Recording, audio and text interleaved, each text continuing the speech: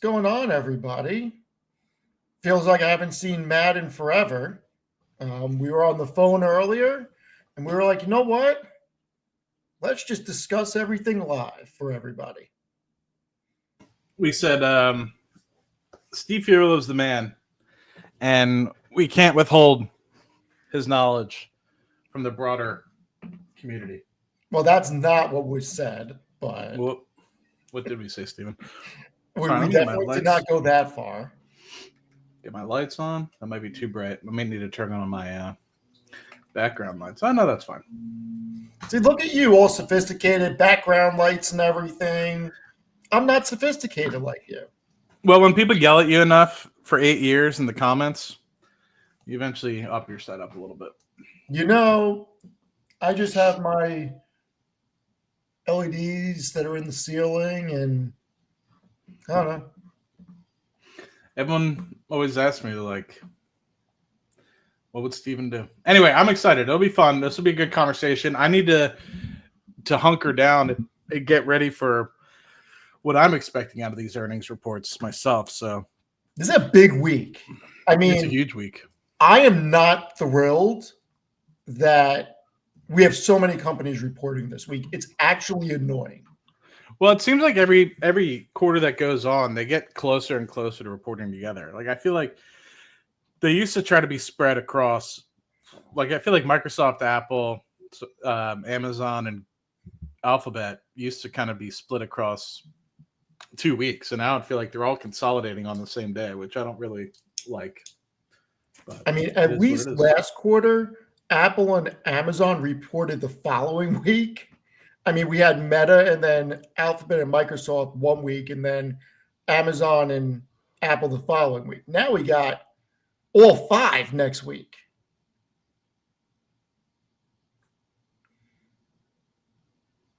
It's crazy. Dude, just $31 billion last quarter for Google.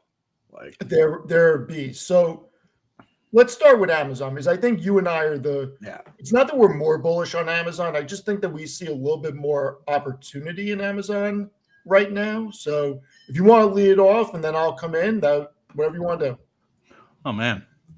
You want me to? It's up to you. Yeah, you can start, because I ended up getting lunch, and I need to pull up some of my documents.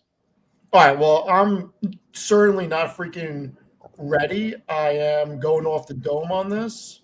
So, look, before we get started, thank you for new member, and thank you for the super chat. Really appreciate it. Appreciate everybody being here to listen to two nerds that do probably too much research. So, It's very true. Very true. I mean, we do a ton of research. And keep in mind, we're not financial advisors. We're just two guys that do a ridiculous amount of research. So, not yet. Yet is a key word. For me, at least. Maybe not Steve, but for me. We'll say. All right. So here's where I'm at with Amazon. I went back and looked at the numbers, and last quarter, revenue of $167.7 billion. They beat estimates by $5.6 billion. They also generated $1.68 of EPS, which was a 36-cent beat. Yet the stock sold off because of AWS. Street didn't like AWS margins, and they didn't like the fact that operating income was lower than what they wanted to say, which was a little annoying. So AWS segment operating for Q2 was $10.2 billion, and that was not a huge increase. It was like $850 million year over year. So they generate around $9.3 billion in Q2 2024. Now, I am very optimistic about what's going to happen. Their guidance, I mean, this is crazy. Net sales of between 174 and 179 billion. They're expecting to grow 10 to 13% year over year in Q3. And their operating income is expected to be between 15.5 and 20.5 billion. I mean, that's a huge range. Now, they generated 17.4 billion of operating income Q3 2024. So they're giving us a big range. I'm not necessarily concerned about where they fall in that range. And I have a theory that they're giving such a big range because analysts have taken them down several times over the past couple of years for not exceeding enough on their expectations. So I feel like they're trying to make it harder on the analysts. Now, my working theory with Amazon is automation, automation, automation. We saw it in that video that they now have 750,000 robots. We saw it with the New York Times article that they're expected to replace 600,000 jobs over the next couple of years. And we saw that their general administrative costs and selling, advertising, all that stuff outside of cost of goods is roughly $165 billion on an annualized basis. I think that they can reduce that by tens of billions. I don't know how much, but speculation here, okay? Pure speculation. I think that they're going to reduce their actual business costs by 10 to 30 billion over the next couple of years. And if they're able to do that, that's going to be dropping right to the bottom line. And if they get to $1 trillion 2029 revenue goal, which the analysts have, and you have an operating margin of 20%, that's 200 billion in operating income, which is more than any of the Mag 7 companies right now by quite a bit, which should help them get to at least a $5 trillion company. And their operating margin right now in Q2 was 11.8%, I believe. So there's a lot that they can do to increase these margins. And I think it's all about internal efficiencies through automation and robotics. So that's where I'm at on Amazon. Mm-hmm. And I don't think that people fully recognize, like you mentioned, the EPS number. We've talked about this briefly in past. The operating income is higher than the net income because of the depreciation. So they're already pulling in the trailing 12 months, 120 billion. I'm hoping that with what we see, you do have some cyclicality with, it's not a straight line like a lot of some of these other businesses, because you have that cyclicality associated with the Q4 earnings generally in Amazon, because more people are buying for the holiday season, etc. So, we're not talking about that quarter as of yet. We're in that quarter now. So that closes in December. Obviously, we're talking about Q3 here. But Q3 generally shows up pretty healthy as well. It's generally the first quarter, second quarter are generally the lower quarters, and the third and fourth quarter are generally the higher quarters for Amazon. So I am kind of curious as well. Like you said, that operating margins, about 11% or so. I would like to see that eventually get closer to 20% as things kind of even out and the cloud business really starts to take a piece of it, as well as the international ops margin, which has always been historically lower than the North America e-commerce ops margin. I would like to see that get better, and I think that's what the current drag down is on ops margin. But I agree with you wholly. Like, even if you were to put a 20x multiple on specifically the ops income that you're getting today from Amazon, the company's undervalued by 10 to 15% easily. And if you put a 25x multiple, I mean, you're talking about this company should easily be trading at $3 trillion, and it's not. It's trading at less than $2.5 trillion. So to me, I see the light at the end of the tunnel, and I agree with you wholly. It shouldn't be surprising that within the next few years that this thing is trading at $200 billion or generating $200 billion in ops cash, with everything that's continuing to happen, with cloud growing, advertising growing like gangbusters, the continued dominance of the e-commerce business, both in North America and internationally. $5 trillion on the table, and that's a double from here. Like, it doesn't make sense to me why this shouldn't be a $5 trillion company in the next few years. And we've been talking about this, over the past few streams, a $10 trillion company in shorter order. So, especially if you get that automation piece in there, like you talked about, and you get the ops margins up, like, yeah, I mean, my hope is that ops margins grow to 20%. And I haven't even done the mathematics. It seems like you've done a little bit more of the math about if we were able to get 20% from here in terms of ops margins or anything like that. I mean, you're pretty much at that point almost doubling the current operating income of the company. because you're at 11% now. If you get to 20%, you're pretty much doubling the operating income. So that alone should almost double the value of the company. And then if you have actual growth, underlying growth, it's going to be interesting. I think it's a great one to hold on to. I think it's undervalued comparatively to, say, the Googles of the world because of that depreciation number. I think people are putting too much emphasis on the EPS, which is GAAP. And if you remove out that depreciation aspect of things and look at it from a ops income perspective, you start to say, holy shit, there's no reason why this shouldn't be valued almost at the same value as Google. And Google's trading at a $3 trillion market cap, and this thing's trading at almost 30% less. So to me, it just doesn't make sense why there's a huge discrepancy. Yeah, I don't think people really look at the numbers the same way that we do. And at least for me, when I just pulled up Amazon's numbers, and 160 billion in general administrative expenses is a huge amount. Huge. You have 95 billion in R&D expenses. These are over the trailing 12. Their operating expenses are 256 billion. That does not include cost of goods. I'm not including cost of goods in there or anything else that's part of cost of revenue. Just strictly operating expenses. I have to think through robotics and AI. They're going to be able to squeeze out 50 billion of savings here. I really do. So when I combine that with the rate of growth that they're seeing, their operating income right now is $76 billion. I see a pathway to 200 billion by 2029 when they're saying that they're going to be a $1 trillion company. So I'm excited because I do think that Amazon will get to be a $5 trillion company at some point. And then in the future, a $10 trillion company, because not only is AWS still scaling, not only is e-commerce still scaling, they're becoming a huge advertising business also. They have one of the largest eyeball platforms. And I think that that's something that people forget because Alphabet and Meta make so much money on advertising. This is a silent gem for Amazon.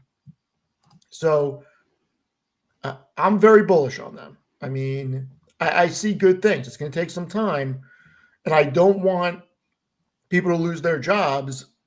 But I mean, at this point, robotics and AI is going to have profound ramifications throughout the job market. And I hate to say it, but I think Amazon's ripe for the biggest margin expansion out of all the Mag 7 right now. Curious, they don't split out advertising at the moment. Do you know? I know it's growing quickly. They've talked about it on earnings calls, but they keep it underneath the North America business. They don't split it out as of yet. Do you have any inkling as to how quickly it is growing comparatively? I don't know off the top of my head. They break it out in the quarterly report. I don't break it out. I'll probably start breaking it out so I have that metric readily available. Yeah, so they have both advertising in international and North America in the respective, but I feel like it should be its own separate. I don't know why they do it that way. Real quick, there's people in the chat saying that they're not planning to reduce workforce. The only reason I'm saying that they're planning on doing that is because of the New York Times article that came out that they obtained documents from Amazon that they're planning on eliminating 600,000 jobs. So, I mean, that it's been all over the news. So that's the only reason why I'm saying it. Oh, here you go. Here's some numbers.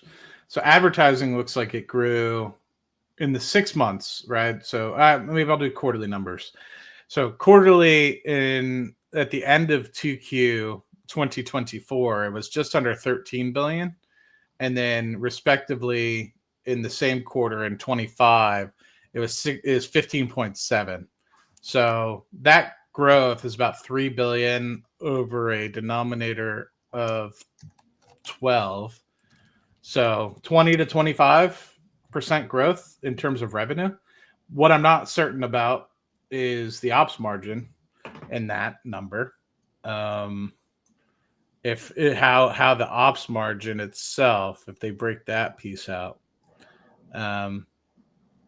if that is a good item or not. Let me see. Right. So I just want to be very clear about something because there's still comments about this that they're not planning on eliminating, they're just planning on not hiring. Okay. I don't have a subscription to the Times, but I can get on the Post website from here. So I won't bring this up. Amazon aims to replace over 500,000 US jobs with robots. This is not something that I am making up. So I don't know. So how? I mean, I know you have a lot of positions, Steve. I mean, in terms of where you're at with this one, I mean, where do you rank it in your specifically if you're trimming it down to the top 5 big tech, right? The Apples, Microsoft, Google of the world. Where does this lie in terms of priority for you? I know you like Apple a lot. You're a big Apple holder. I don't think we're going to talk about Apple today much. no, Apple is not part of the big four when it comes to the data center build out, and they're in a Yeah. different silo. So curious where it sits for your prioritization in terms of picking up shares or Not as high as yours. I can tell you that. I have no. Let's just say I'm not planning on doing what you're doing. Um, I have other things I'm more interested in at the moment, but I think there's a lot of value to be unlocked in Amazon. A lot of value. any particular reason why? If you see the picture, what do you just think that there's other avenues like crypto and items like that are I'm trying to build out other positions to what I consider a full position, and I want to do that before I start adding to Amazon again. I may add a little bit to Amazon, a little bit here and there, but there are things I'm trying to do over the next 6 months. So Amazon is just not up on the list. I already have a good position in them. I feel it. But yeah, I think that they're going to be really good. I think that they're going to be expanding margin. It's going to allow their business to accomplish more. So we'll see what happens. I'm expecting a double beat when they report. I have no idea if the stock's going to go up or down. I have no clue. We'll see. Well, what are they asking for on Seeking Alpha?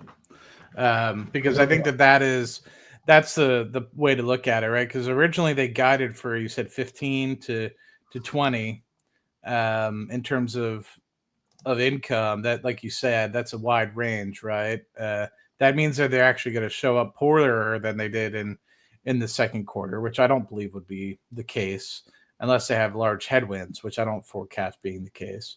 Yeah.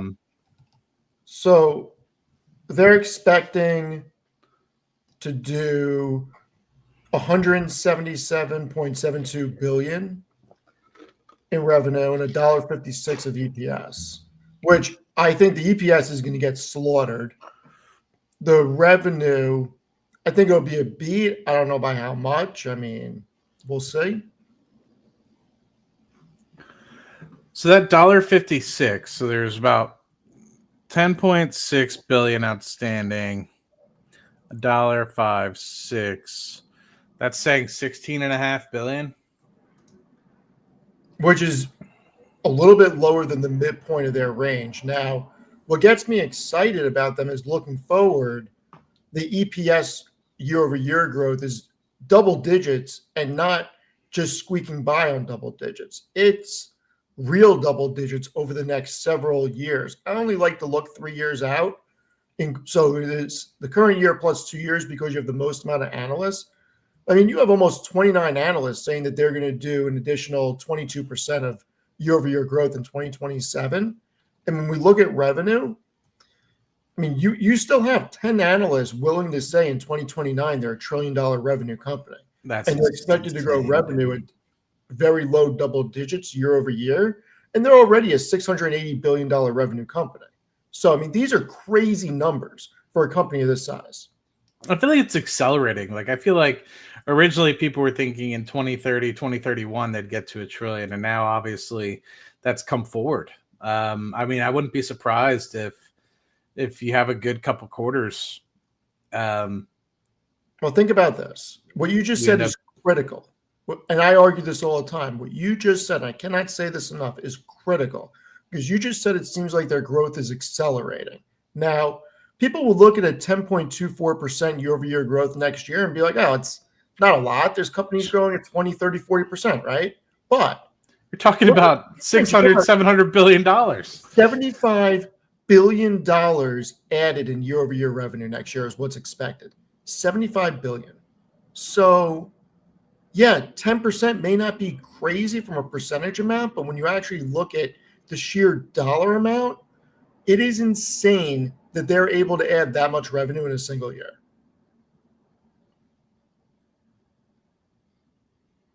That's wild. And look, I mean, it continues, right? I mean, you're talking 1.04 in 2029, 1.14. I mean, you're talking large year-over-year growth numbers going out for the next. So if you're able to get some, not only just the top line growth, but also the ops efficiency, like you were talking about, I mean, it's insane. Think about it. 2034, 1.5 trillion. If you actually get to a 2025x ops margin, I mean, you're talking about $300 to $350 billion in ops cash to the bottom line. I mean, put a multiple on that, 25x. I mean, you're talking about a $6 trillion market cap at that point, easily. And that's before you start having some of these potential other opportunities that I don't think are forecasted into this, like robotics sales and stuff like that. Like, I think that people aren't necessarily thinking. I think when they think robotic sales, they're thinking figure AI, they're thinking Tesla. But who's been the person that's been the most dominant in AI other than Amazon?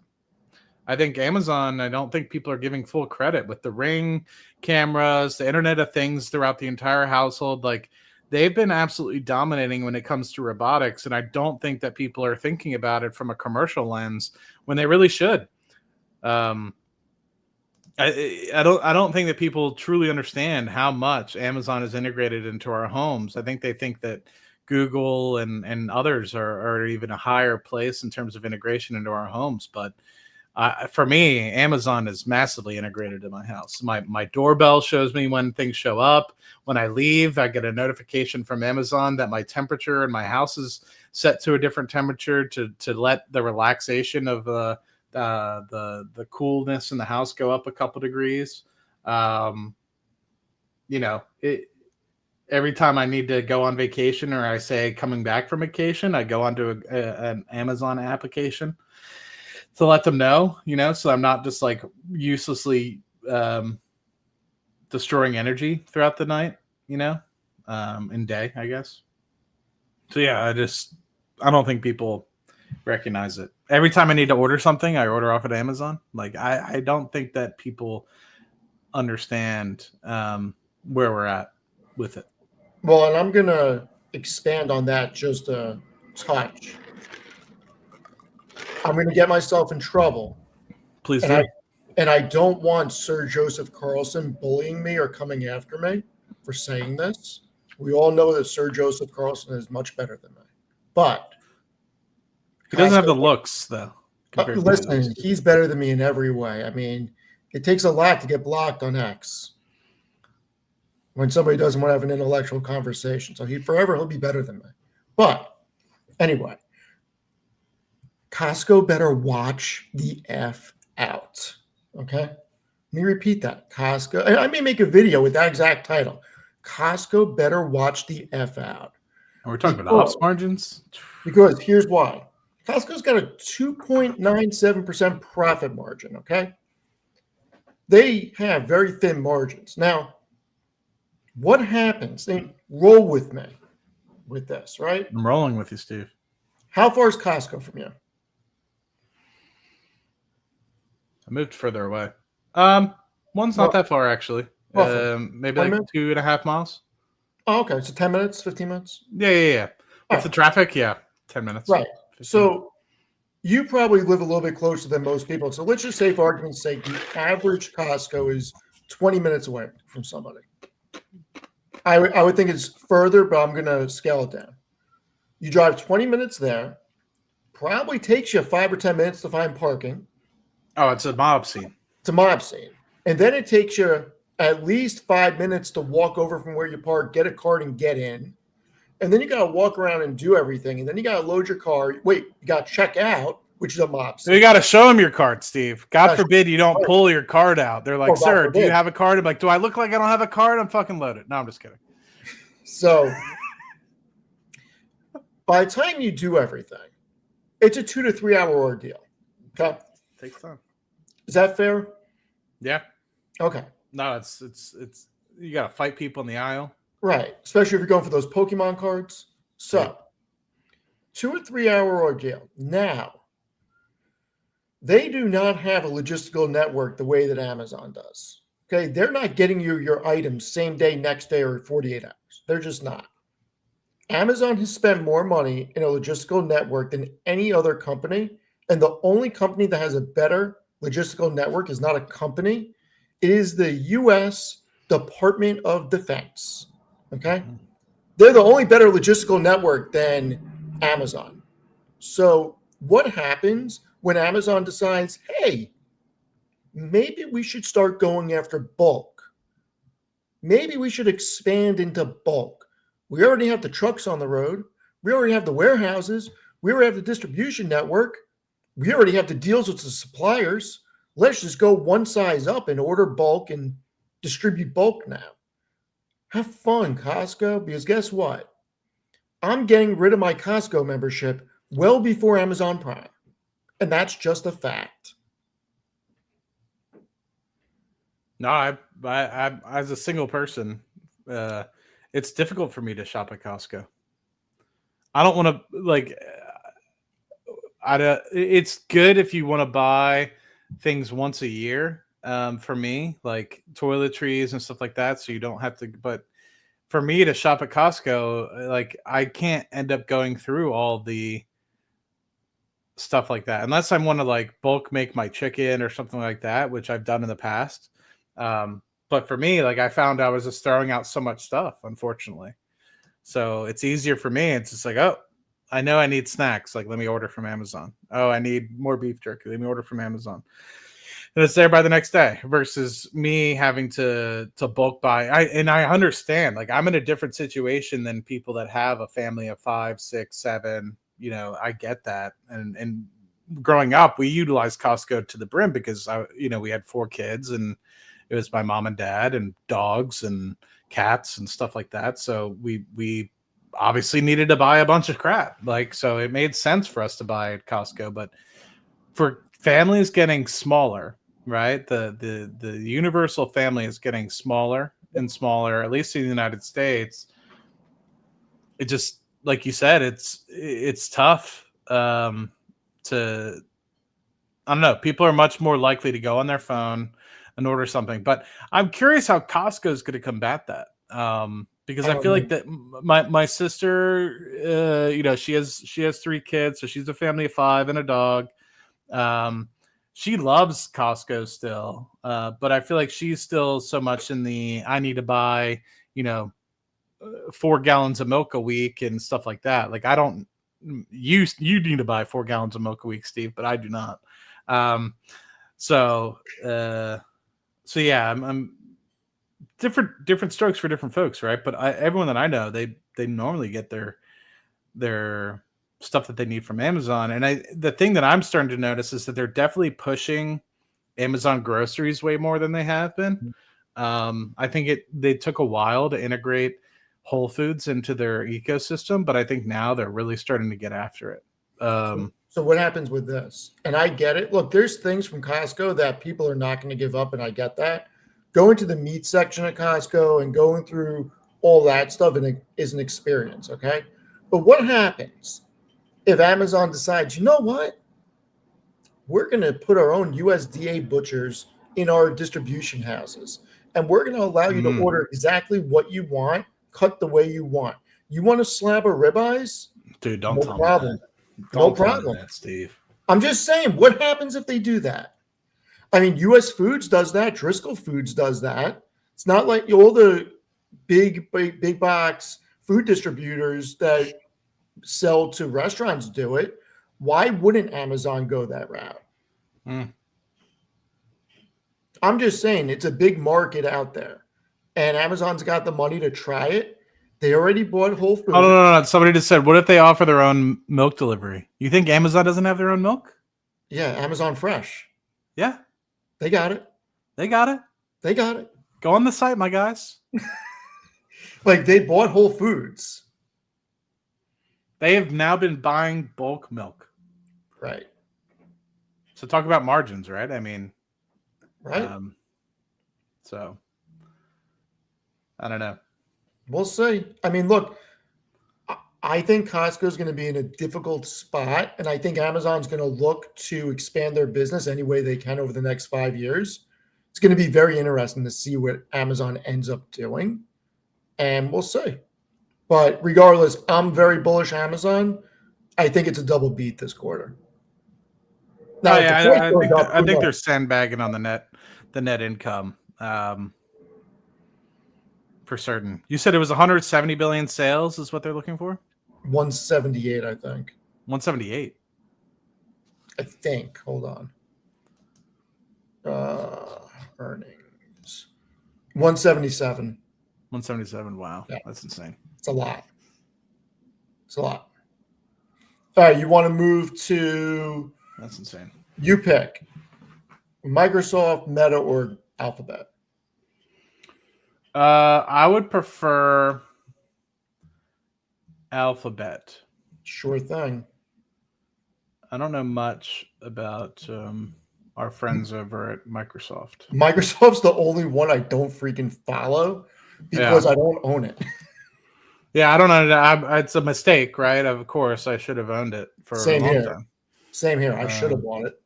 Great company. I used to own it back in 2015. I owned it. But so yeah, the thing I'm looking forward to most with Google Cloud, meaning specifically I say Google Cloud because that's what I'm mostly focusing on, is their ops margins associated with it. So the last quarter, this is pretty insane because I've been following Google Cloud now for a couple of years. Their last quarter, I got right here for you, Matt. Top right. Oh, did you sharing it? Sorry, I'm looking at it on my own. There you go. Yeah, no, I'm just going to you for a visual. No, that's perfect. Yeah, the last quarter was 13 billion. I mean, like, insane, first and foremost. So the ops margin has just been growing gangbusters. I think Google's the last one I wrote an article about, I believe. And so my hope is that towards the end of the year, you're getting closer and closer to 20% ops margin for this. And now that you are, I think that the reason why Google is catching a bid is because it was just a few quarters ago, maybe not quarters, a few years ago, where if you look at it, Google Cloud wasn't even profitable yet. And I think it really took until the last 18 months or 6 quarters for them to truly start to show up. And now that they are, their ops margin is growing like insane. And so if you think about where they're headed to close to $15 billion in run rate on a quarterly basis. So 60 billion a year. And now if you actually throw on a multiple of that to say close to 30% ops margin on that, I mean, eventually this is going to be $150 billion run rate business per annum. And that alone is going to be larger than majority of the companies on the S&P 500 just for their Google Cloud business. And that's before you get into advertising, YouTube, etc. So that's where my main focus is on how Google Cloud performs, because I feel as Google Cloud performs, the rest of the company will perform. So if that continues to expand rapidly, it'll offset a lot of the potential weaknesses in search or others, which I know people are kind of scary about. But I don't have that same concern with search as many others do. As you can see, it's powering along, right? To me, in my opinion. And based off the visuals, I don't foresee it really rolling over just yet. I still think there's a lot of opportunity to go forward with it. The thing that I'm most concerned about for the company as a whole, for Google / Alphabet, is how are they going to start to monetize YouTube to a bigger extent? I recognize that they're still trying to grow the brand. Are they going to go with the loss leading route on YouTube as its own? And then with the Google not Google advertise, the subscription model of YouTube TV, YouTube Premium, etc. That's where they want to make the money, right? So they don't care if they lose money per se on the ads based off of how much storage space, etc. they have to keep up with, as long as they continue to make money on the subscription piece in the long run. And that's what I'm kind of curious about. I don't know what their thought process is behind that, but it seems like they're not really trying to get that large break even or even grow the ops margin associated with YouTube itself. They're almost trying to make it and squeeze the creators. Prime example of this is when I first started making YouTube video and YouTube content, I think the split was 70-30. I was getting 70 cents of every dollar. Now I think I get 50 cents of every dollar. So they're definitely squeezing the content creators to make it so that the platform can remain as cheap as possible without having to increase the amount of money that people are getting. So, I mean, I agree with you on Alphabet. I think that the fears about this company have been so overblown. And I've always said, how do you get bearish or neutral on a company that has 100 billion in cash on hand? That's on hand liquidity. That is not selling your long-term investments, which they happen to have an additional $53 billion of. So you got 150 billion between short and long-term liquidity on the balance sheet without tapping the debt markets. And then you're generating $134 billion in cash from operations. So it's crazy. And you look at the numbers, you look at the graphs, Google search is not slowing down. It's not reversing. Google Cloud is accelerating. YouTube ads is growing. Subscriptions is growing. You're not even factoring in what Waymo could potentially do, or if this whole quantum thing is freaking real. And if it is, you're not beating Alphabet. I think said it publicly, said privately. I don't see any value in the quantum names because you're not going to convince me that any of those small companies are going to be able to do something that Alphabet or IBM is not going to be able to do.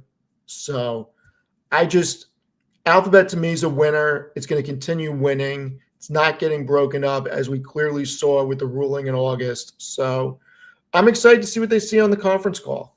And we know they can't keep up with demand in Google Cloud. So I think that this is still undervalued here.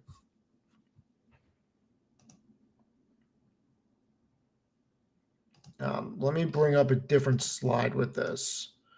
Of course, I shared it the wrong way. Give me a sec. I apologize. I'm ridiculous with this. All right. I mean, once again, Alphabet growing double digits on revenue year over year. And then we go to EPS. I mean, those are good EPS numbers growth too. Again, Alphabet at a good valuation. They're expecting 100 billion of revenue this quarter. I mean, how many companies are doing 100 billion in revenue every quarter? Think about that.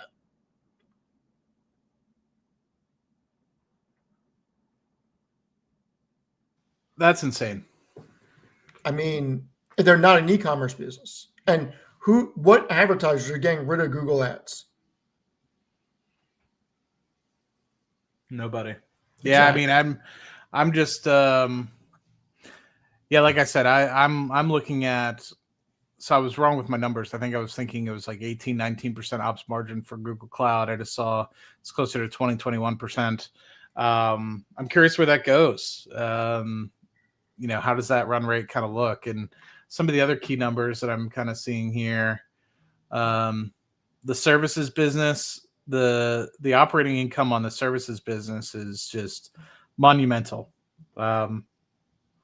when you start to run some of the numbers on this, they made in the last quarter $33 billion out of $82.5 billion. That's a 40% ops margin, and specifically in Google services. So, I mean, if you're able to continue to grow that, which they have grown, like it went from a year ago, and granted, this is the 2Q numbers, but I anticipate it's going to be comparable in terms of growth from third quarter of 24 to the third quarter of 25. They went from 74 billion in cloud services, or sorry, Google services, to 82 and a half. That is a let's see, 82.5 divided by 74. That's almost a 12% growth rate, and the ops margin is 40%. So every time you grow, 40% of that is hitting the bottom line. Like, that's just insane. Amazing. So I'm very curious to see how that works, and of course you have the other bets piece, which is currently unprofitable, but I anticipate at some point, some of that is going to flow through, and it really seems like as well that Google has gotten to a mode right now. This is maybe positive or negative, where back in 2020, 2021, 2022, they were just grow at all costs. I think that they were expanding so rapidly, they were over hiring. And my biggest fear is when they crossed over 200,000 people, they had grown by like 100% in terms of employees. They've actually gotten that under control. I think in terms of total headcount, I don't know the numbers off the top of my head, but let's see if they have headcount in here. I have headcount for Alphabet. Yeah, for Alphabet. I have it. It's 187,000 employees.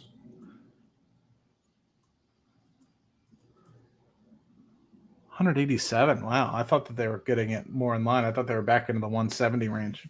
Okay. No, they got down to 182 and now they're at 187. Okay. Well, maybe I'm wrong. I was hoping they would get a little bit more efficient with it, but maybe as they continue to grow, maybe they did a round of cuts and now they're saying, okay, well, we need to continue to kind of grow. But my thing is it's another one. It's the ops margin of this, I don't think are done. They're getting to a place now where the growth isn't as rapid as it once was, except for maybe the Google Cloud platform. And so now they can focus a little bit more on efficiency and maximizing the actual ops margins for some of these businesses. Whereas before it's almost grow at all costs.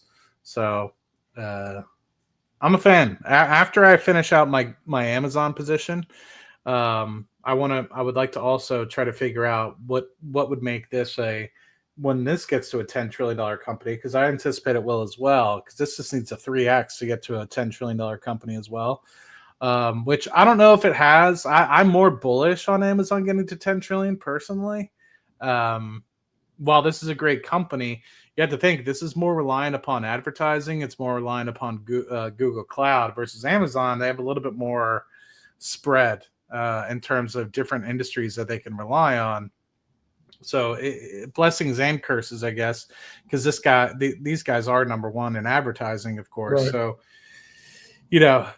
checks and balances to an extent. So to me, I still think that Amazon's a better chance to get to 10 trillion, but I could easily see this thing at 8 or 9 trillion as well in the next 10 years. So to me, it's another one where you just got to think like, okay, well, what can I do? How many shares do I need to get to $1 million position? And that's another thing that I'm kind of thinking about in the back of my head. It's like, I did this exercise back in 2020, 2021. I was like, in order to get these positions to $250,000, this is how many shares I need. And now I'm sitting here like, well, why 250? Like, I've grown beyond that now. Like, let me figure out a way to make these $1 million positions and start with the end in mind, right? I think it's going to be an $8 or $9 trillion company. Work backwards.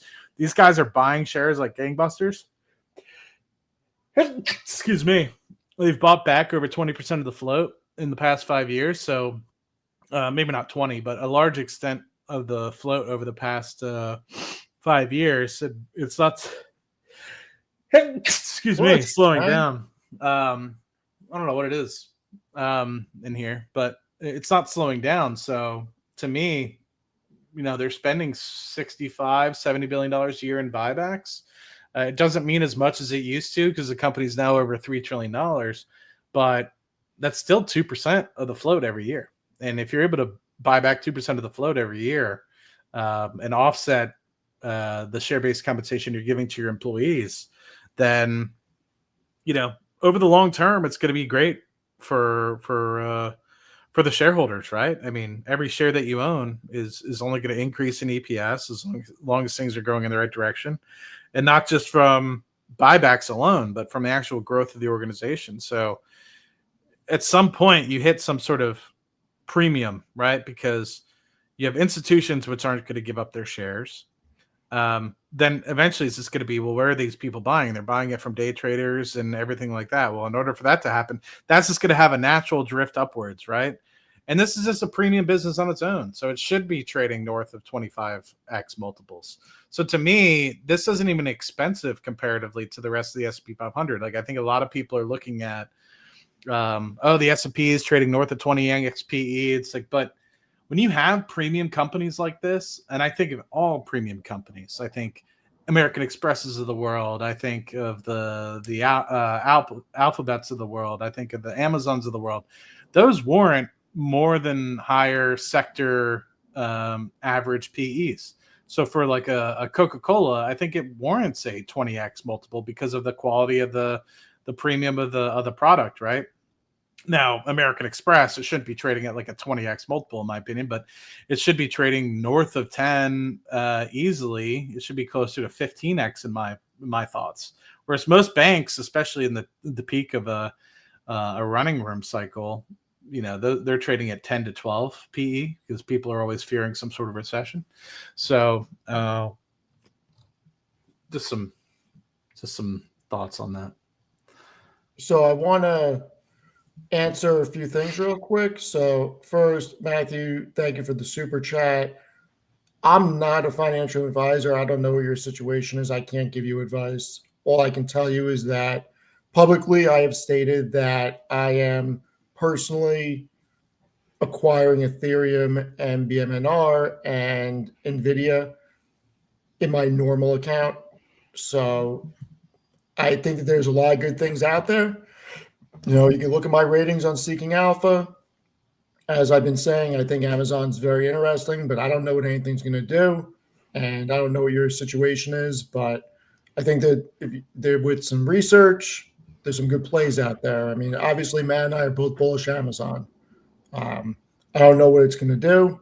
Who knows? For those of you that were worried that I wasn't going to get my milk delivery,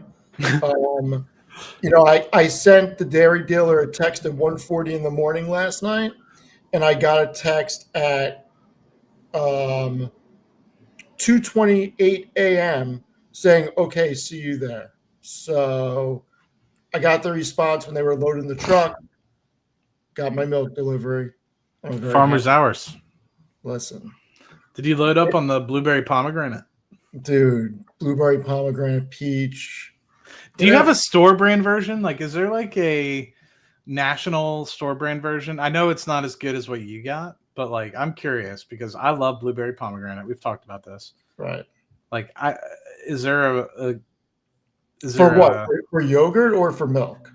For drinkable yogurt. I have no idea. I've never had drinkable yogurt other than this drinkable yogurt. Now, I will tell you that there is a few brands at the store of yogurt that I really like a lot. The newer one that I like is Nosos. It's bigger. Hold on. I think it's actually by Dannon. Hold on. I'll pull it up. That's why they call him Hot Steve, man. Noosa, Noosa. It's actually really good. Really, really good.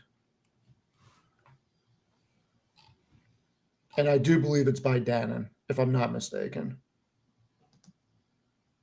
And then there's the hold on. What are the milk gods' thought on Fairlife, Steve? I can't say I've ever had it. These are quality. So Matt, these are extremely good. I mean, oh really? I cannot tell you how good this stuff is. Let me ask. I never asked you this. Strawberry rhubarb. How do you feel? No, I don't hate it.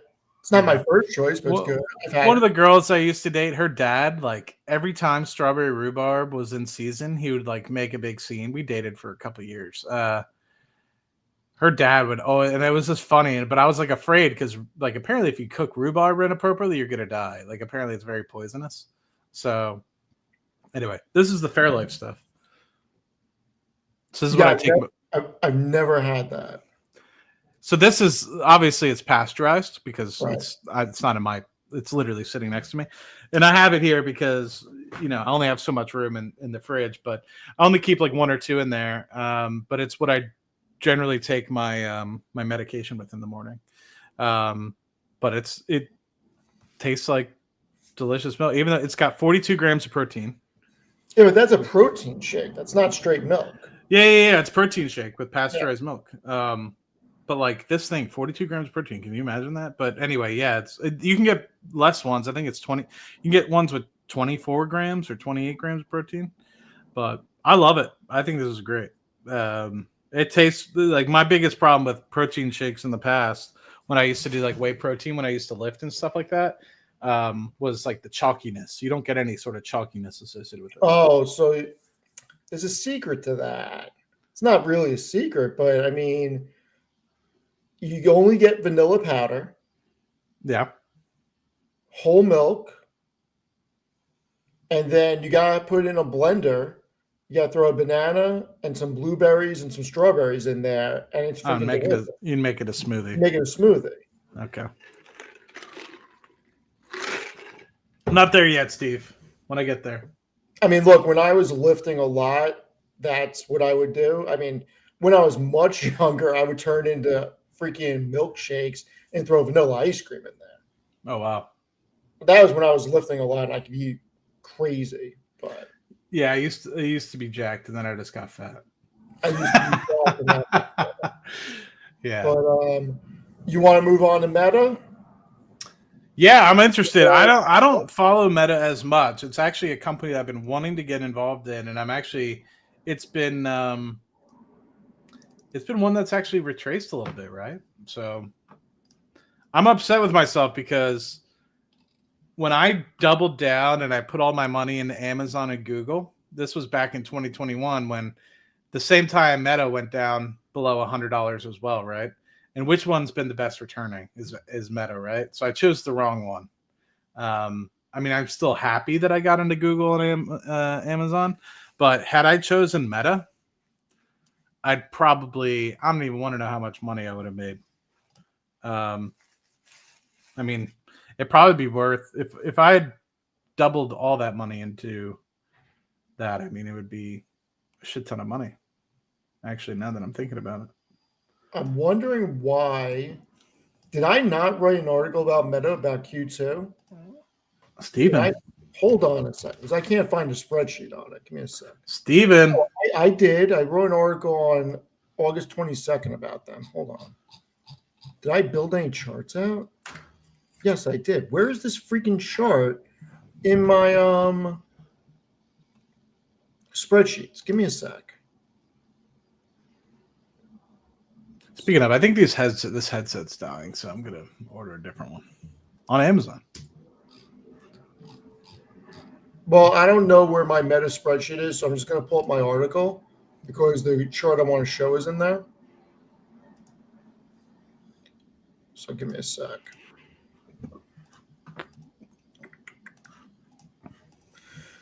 So here's what I like about Meta. Oh, Jesus. Don't bring him into this. So when I look at their freaking margins, okay, it's an incredible business. I mean, this is a company that grew their revenue by about 8 billion year over year or so. They grew their gross profit by 6.5 billion or so year over year. And their operating income jumped 25% or so, 20% or so year over year in Q2. And it is just such a beast. You see the pattern forming where in Q4 is the biggest quarter. It goes down in Q1 and then Q2 gets kind of back. I mean, Q3, I'm expecting over 48.4 billion in revenue because of the trend and the trajectory that we're seeing. And when I look at what Zuck is doing, he's on a mission. And I do believe that he is hell bent on paying Alphabet and paying Apple a vig on downloads and fees. And he wants to own the next computing platform. And I think that Meta is going to be the winner in wearables. I think that they're going to win in augmented reality. And I think that they are going to include WhatsApp into something.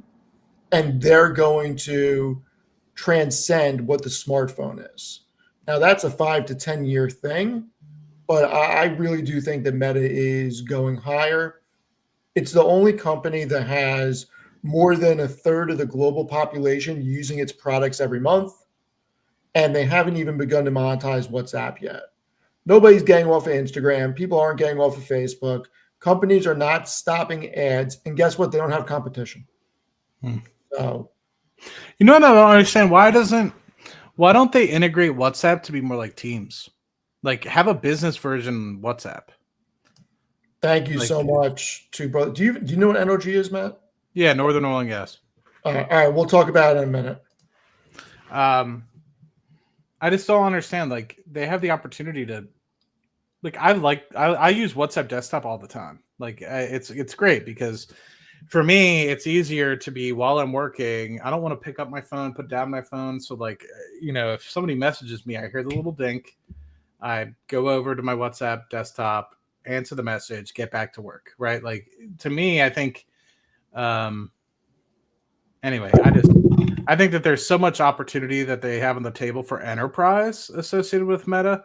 And I think the only thing that they've done really well that actually is a Facebook product, Meta product, is they have Murals. I don't know if you guys have used Murals at your 9 to 5, but unfortunately we don't use them anymore. We use Whiteboard with Microsoft and it's awful. But Meta Murals actually is a really good working product where you can do collaboration with teams and stuff like that. But yeah, they need to monetize WhatsApp. Matt, look at your phone. Is what? What do you mean? Look right next to you. But yeah, I don't know. I think that I think Meta is going to do very well. I want to see what their expected EPS is going to be.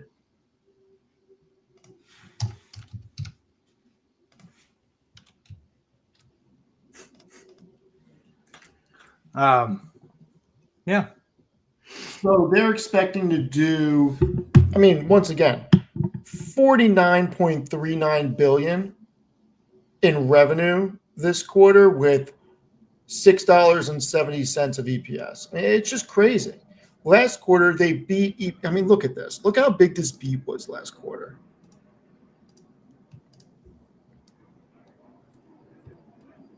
I mean, they beat estimates by a wide margin. To think that they're not going to do that again, like this is crazy that the consensus estimates is less than what they generated in Q2. When Q3 revenue is always bigger than Q2.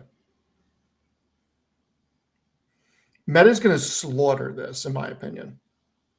I don't understand why. I mean, they don't have any. That's saying that their ops margins got to go down. I don't understand why their ops margins would go down. They're saying their revenue is going to go up by almost $2 billion.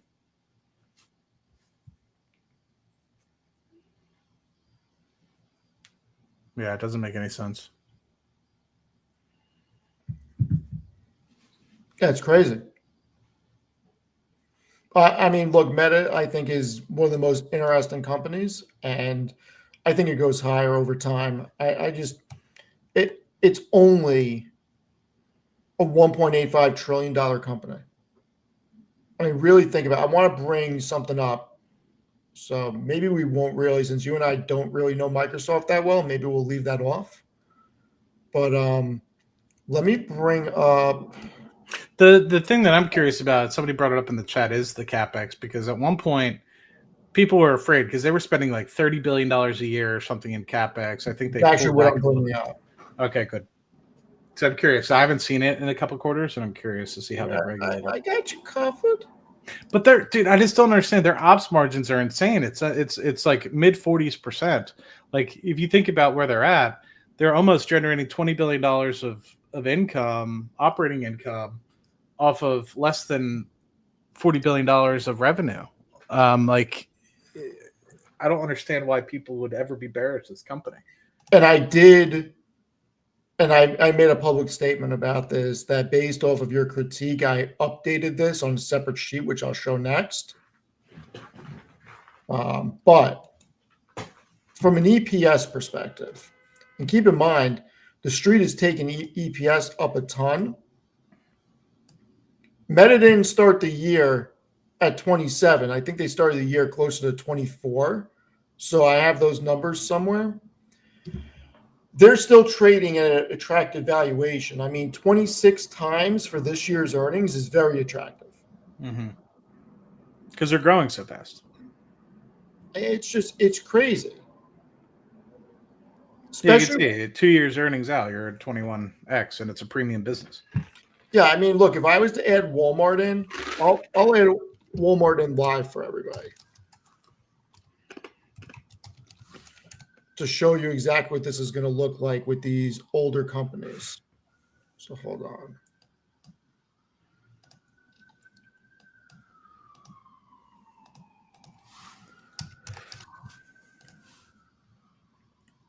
Maybe Walmart's not the greatest example, so give me another one, Matt. For what Coca-Cola specifically? or Pepsi, like a or Or to John. try to compare the multiple, or what's the? Yeah, just to compare the multiple. Oh, you got Broadcom on here, right? Somewhere. Yeah, it's right above. But look, Walmart's trading at 32 times forward earnings when Meta's trading at 21 and a half. Like, come on. And Alphabet's trading at 21.5. What about J&J? Let's look at J&J.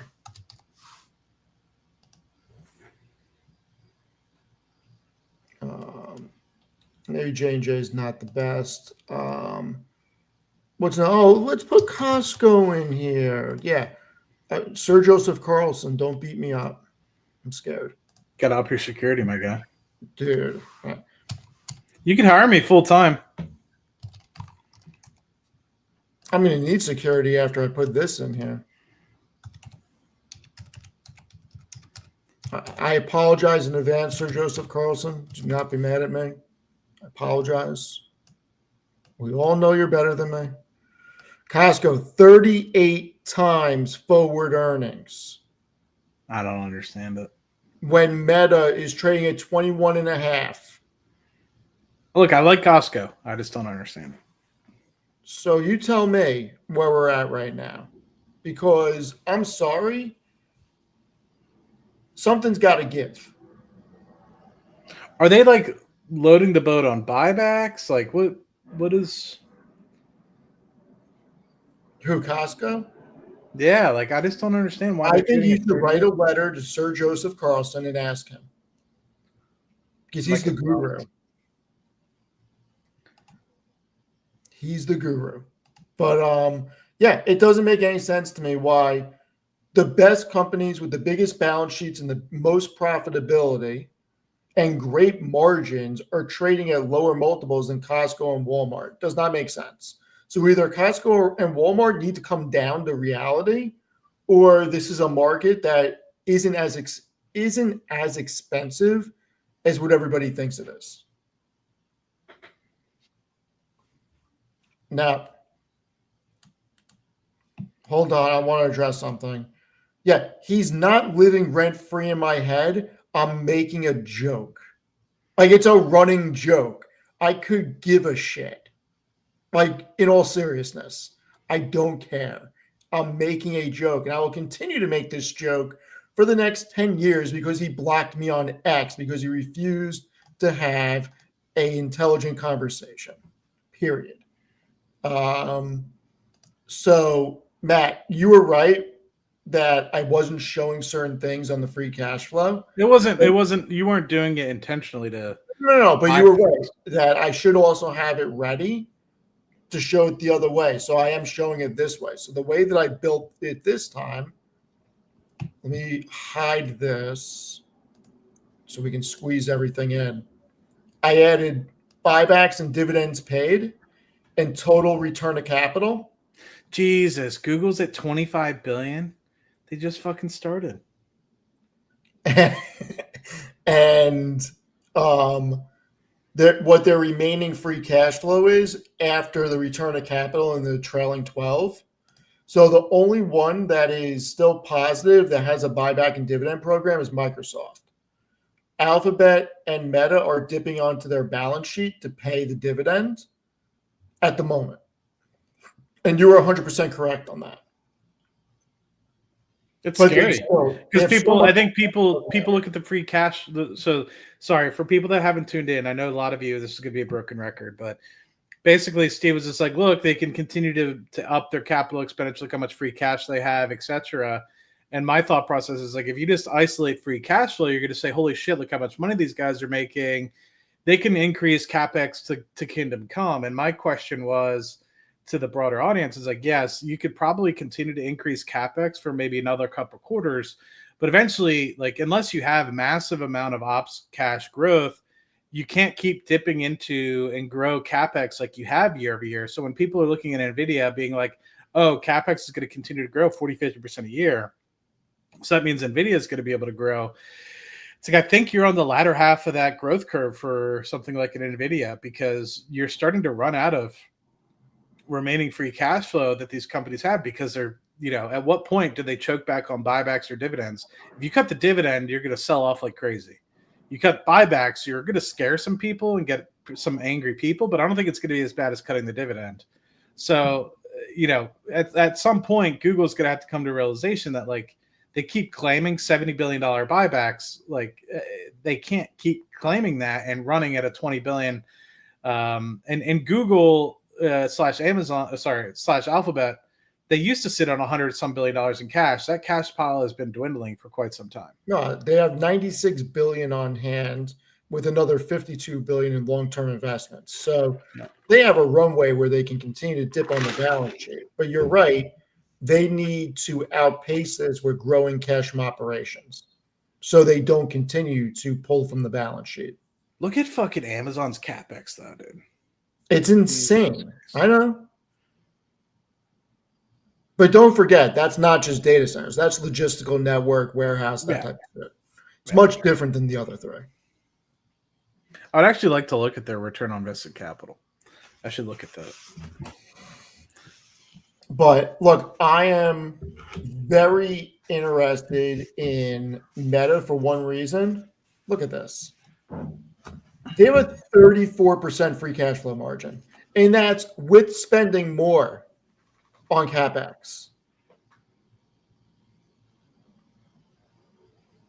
Like, you can't compete with these companies. I'm sorry. And this just goes back to my rhetorical thing about the big companies are just going to get bigger, because how do you compete with these companies that are generating more than $100 billion of cash from operations?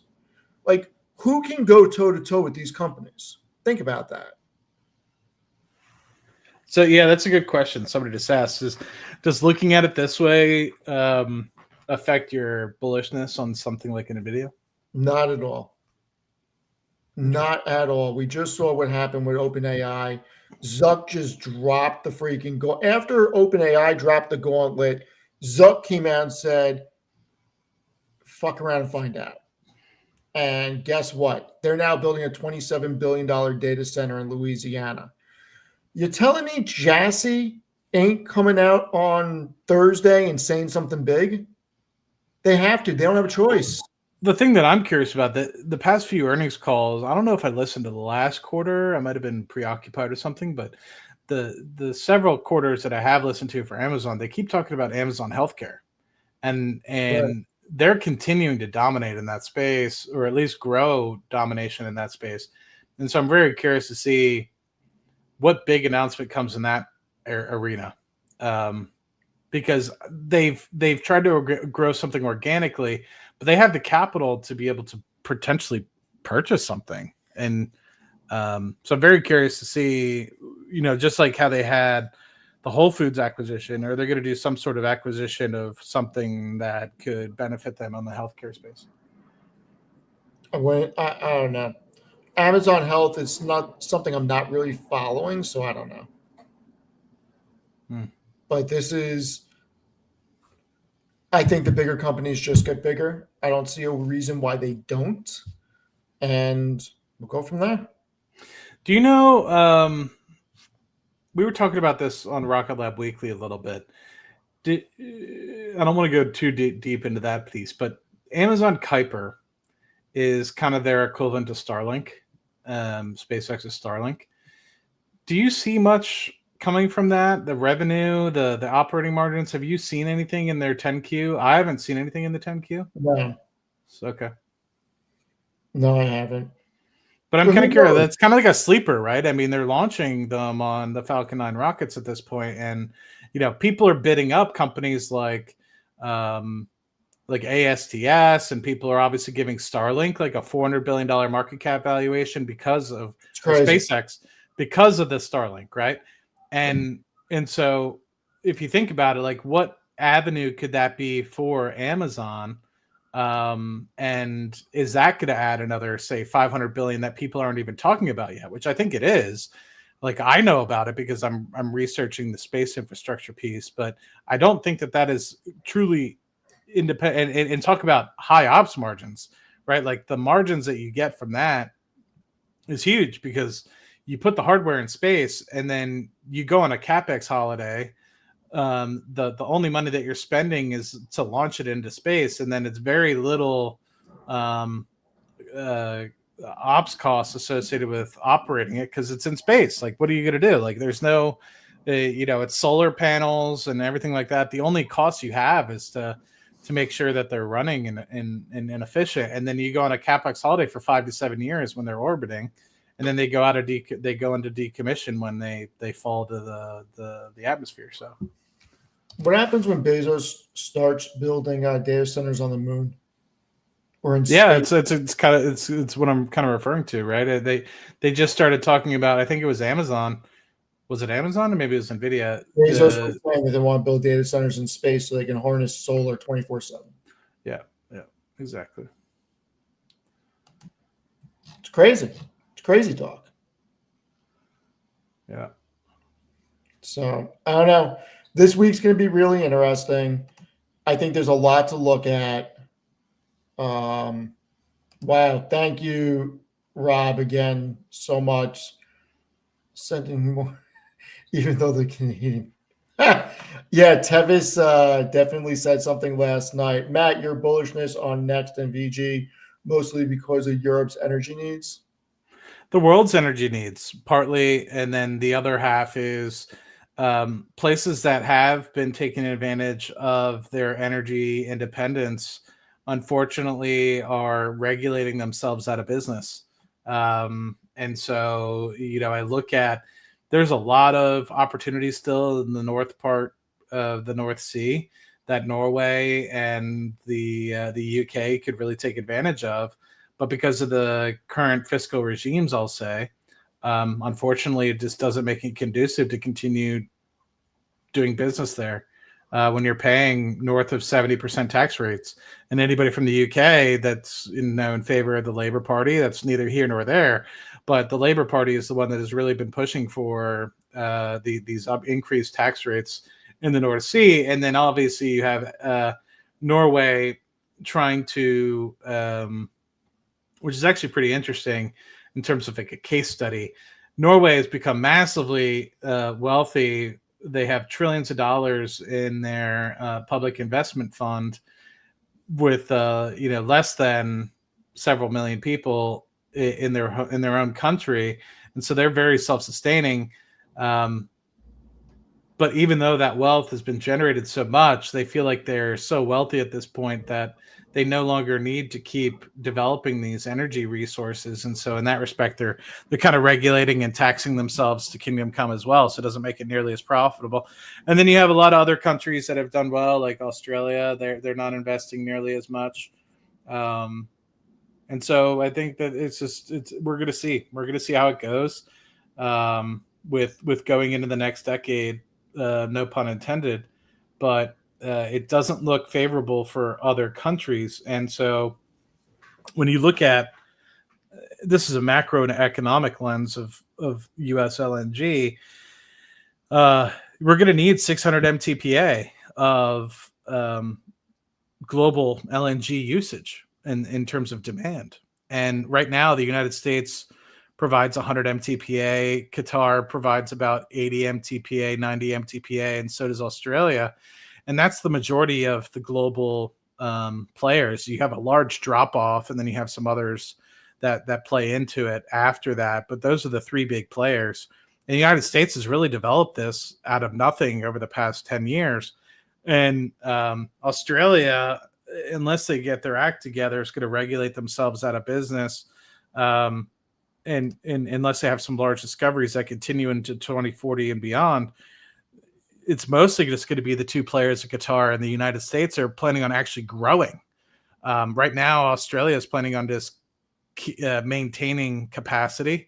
And then in 2030 beyond, I think it really falls off. And so the big players are then going to be the United States and Qatar. And if you can invest in Qatar Petroleum, I suggest you do, but I don't think that you can. And so what are you going to do? You're probably going to try to look at who's going to occupy the market share. So when you start looking at the market share, you're talking about the United States potentially growing to 300 to 350 MTPA in the next 10 years.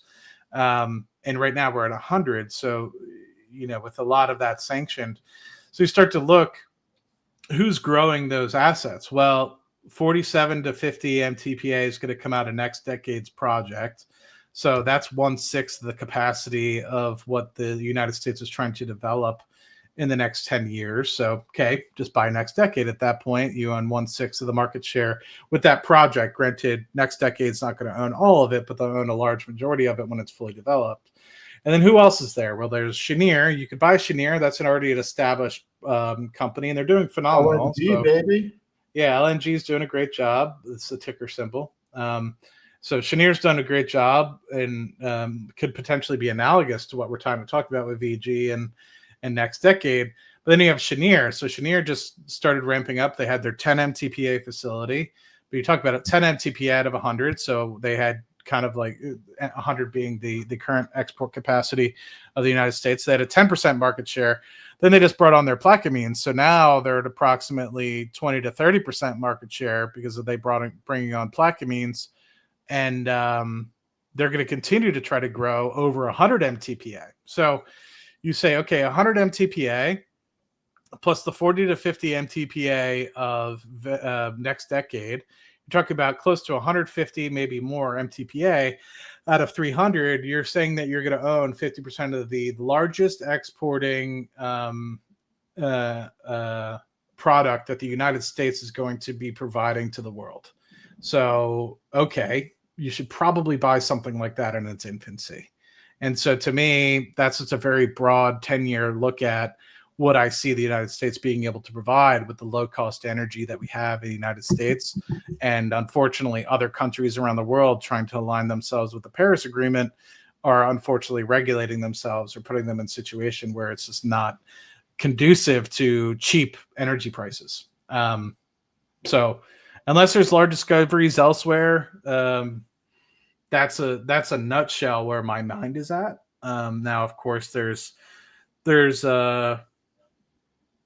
risks and threats associated with some of that, but there's also opportunities. And I can go on for another 20 minutes, but that's kind of the rundown. No, I think it's pretty interesting. I mean, I'm more on the pipeline side where I think that you're going to see a massive influx of volume running through the pipelines. You're not going to have, simple mathematics. You need more energy for everything that's coming online. That means more upstream production, which means more fuel running through the pipes and more fuel being stored at the terminals. And if we're exporting more LNG, it has to get to the Gulf Coast through the pipes. And there's only several really big players in the field. So you can't replicate their infrastructure. So I think the sector is going to get a re-rating. Can you bring up Rob Geach's comment? He said basically it's not in its infancy. The oil guys underestimating solar as usual. We're talking about exporting, right? So if you can somehow figure out how to export solar energy, please let me know. But until then, the United States will be exporting its LNG. And so to me, I want to take advantage of that. Actually, if you think about it in this perspective, solar can potentially be beneficial for US LNG because it allows us to have too much abundance in the United States of a product that we might not actually be able to use here. So if you grow the amount of solar capacity we have in the United States, you don't need to rely as much on natural gas, which would drive the price of natural gas cheaper here in the United States. And then you can get a potentially larger margin by selling it to somewhere like Japan or Europe. Keeping in mind that, I think maybe we are skewed in how much weather plays an impact into solar. I go to every once in a while business trips to the UK, and I'm very frequently talking to people in the UK, and weather is a big topic of conversation. They are ecstatic if they have a bright, sunny 70-degree day over in the UK, which is pretty rare for them. So solar isn't really going to be something that they can really utilize to give themselves energy independence. And for now, they're having to import from other nations, Russia, the United States, to really get their energy needs rather than getting it beneath their own feet. So yes, solar is something that I think is continuing to grow very substantially in the United States, but that actually could be a benefit for US LNG because it lowers the cost, the feed gas rather, in the US, and then you're able to export it for much higher prices. Any further questions, Gary? I'm not even going to add to that.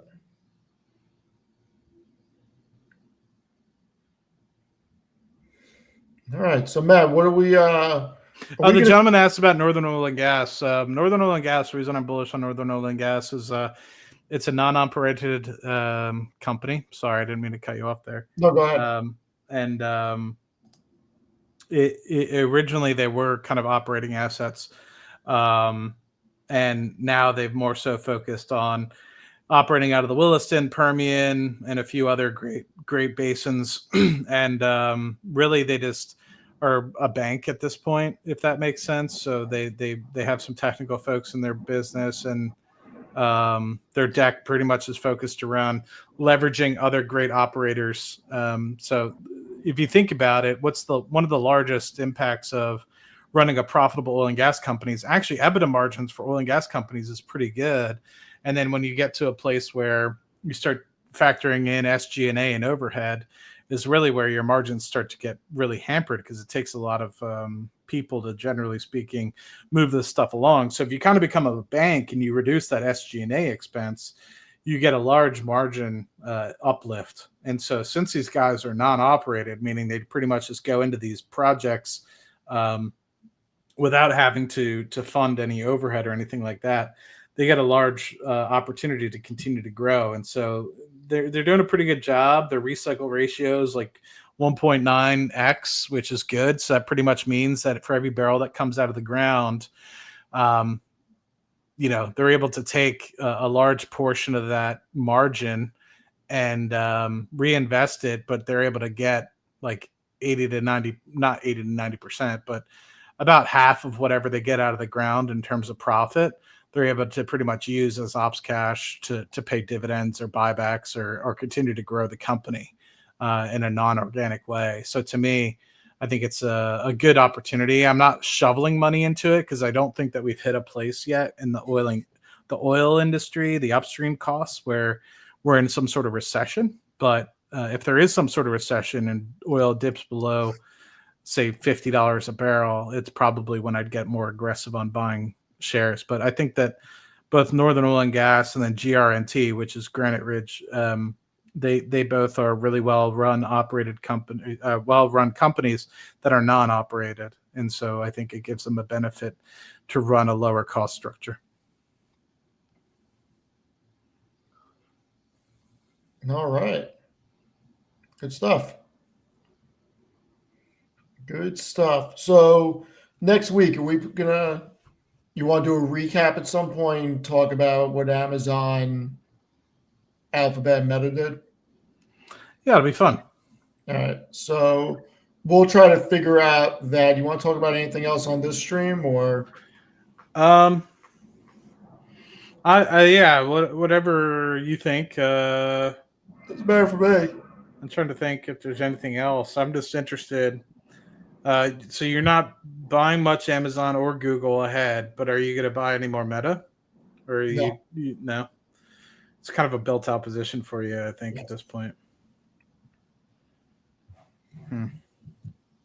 Yeah, I mean, like I told you on the phone, I am considering dumping half my SoFi for a cheaper company at the moment. So we'll see. All right, Rob's got one last question. What is it? What question, Rob? You have Matt's attention.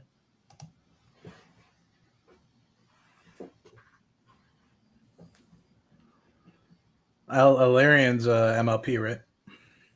So, well, that doesn't make. All right. So, look, keep in mind, I'm not a financial advisor. Okay. I'll say that right now. I don't necessarily understand the question when you say he called me and went off on how he didn't like the LP structure and that it destroys growth. So, I'm assuming you're talking about AMLP, correct? The Aurelian MLP. Rob, is that correct? AMLP?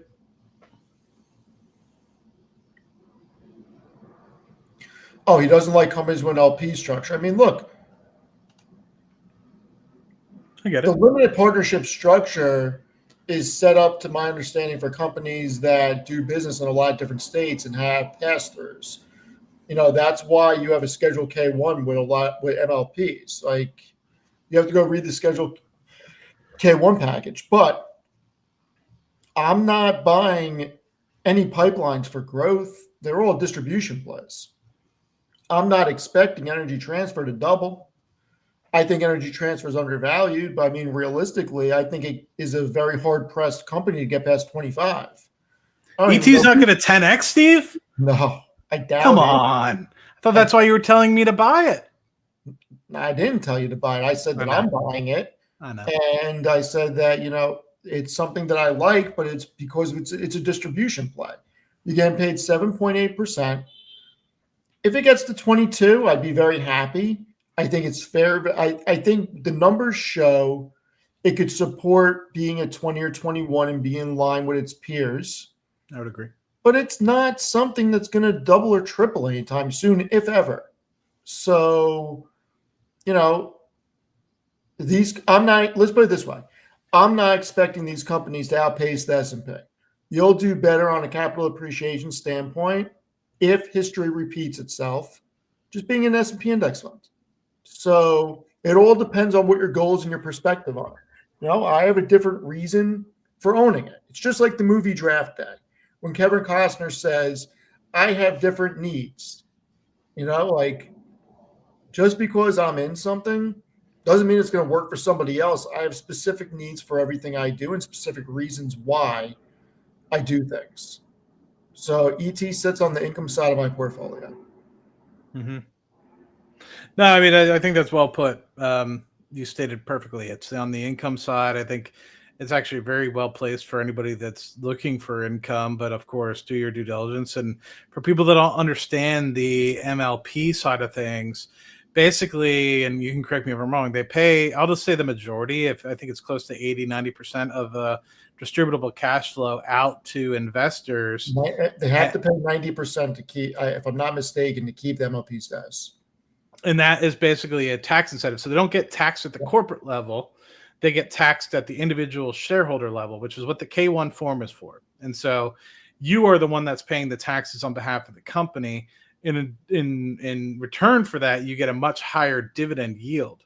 So very beneficial for people that are retirees potentially, because retirees, hopefully you don't have a 9-to-5 income. And if you're living, let's just say, Social Security, and that's the only income you have, well, investing in some of these MLPs, you'll have a very low tax rate when it comes down to it, right?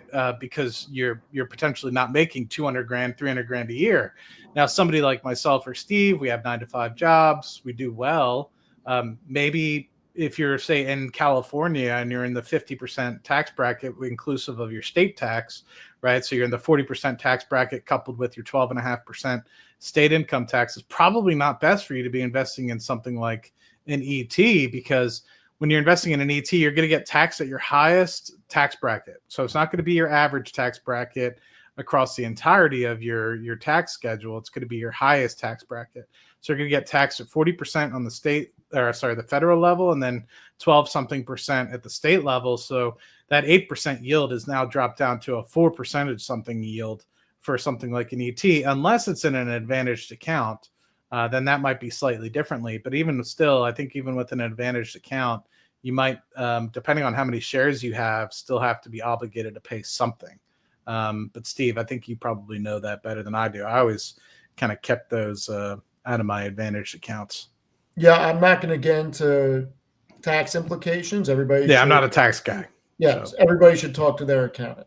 I'm not. I will not get into that. So yeah, don't just be sitting there thinking it's like, it's 8%. I'm going to get taxed at the normal 20% or 15% dividend tax. It's not going to be the case, right? That's what MLPs. The only thing I'll say is if you're going to buy Energy Transfer, you will get issued a Schedule K1, and that is all I'm going to say. You should read through the implications of getting a Schedule K1, see the differences of holding it in different types of accounts, and talk to your tax professional. Thank you so much, Rob. Really appreciate it. But it's fun, man. I mean, there's and how these companies grow is through debt issuance generally. So, and sometimes they issue that through just normal debt, and sometimes they issue through that. That's why real estate investment trusts are almost the same way to an extent. They don't issue a K1, but they grow through issuing shares a lot of times. And the hope is that you get an arbitrage between, hey, we're selling shares, and then with that, you're able to get a decent return on invested capital from those shares, to the point where you're able to take on debt, etc., and then still give a decent dividend yield back to the shareholders. Yeah, I mean, I'm going to bring up the operations map very quickly. Just give me one sec. Steve is my quant. I am nobody's quant. I am nobody's quant. So, reason Are you why selling SoFi before or after earnings? Huh? You selling SoFi before or after? Somebody's asking. I'm not. I don't know what I'm doing with SoFi. It's a thought I have in my head. Hopefully, I'm not influencing you, Steve, in a negative way. No. Okay. So you can't replicate that. So keep in mind, when I talk about energy infrastructure, okay, I look at this map.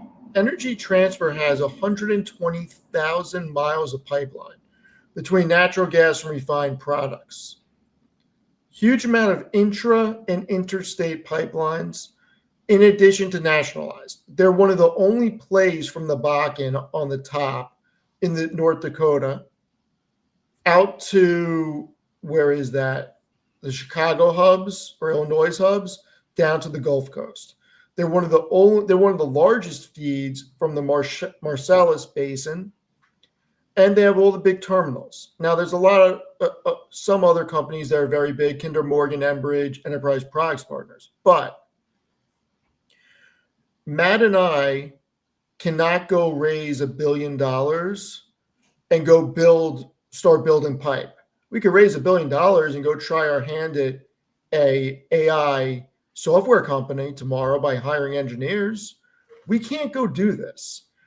The permitting, the regulations, the land. I mean, keep in mind, the land is already bought or leased. The pipes are already built and it's already connected from where upstream production is done to the hubs. This is why you don't have new people coming into this space. And with the big intensity that we're getting in energy, I do think that this sector is going to get a re-rating. And I'm willing to hold it. I'm willing to collect the distribution and plow it right back in. You're a good man, Steve. You're better. So you're not going to make any big buy moves before this week? I mean, I'm planning on making a big buy tomorrow of something, but not anything we've talked about. Maybe Tuesday. Early this week, I'm planning on freeing up some capital and start, not a big buy, but I am going to start a position. There's something I have a number in mind of how many shares I want to have. I'm probably going to buy 10 or 15% of them early this week. And then I will be continuing to add over time. And that will be revealed at some point this week.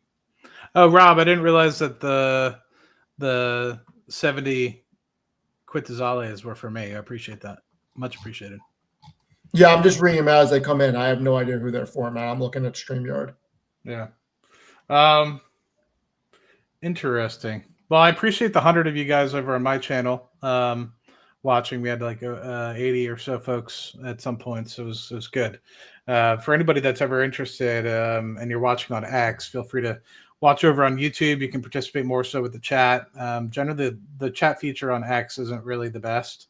So I mean, you have so many people on X. Why? That's not. It's not real. That's just clicks.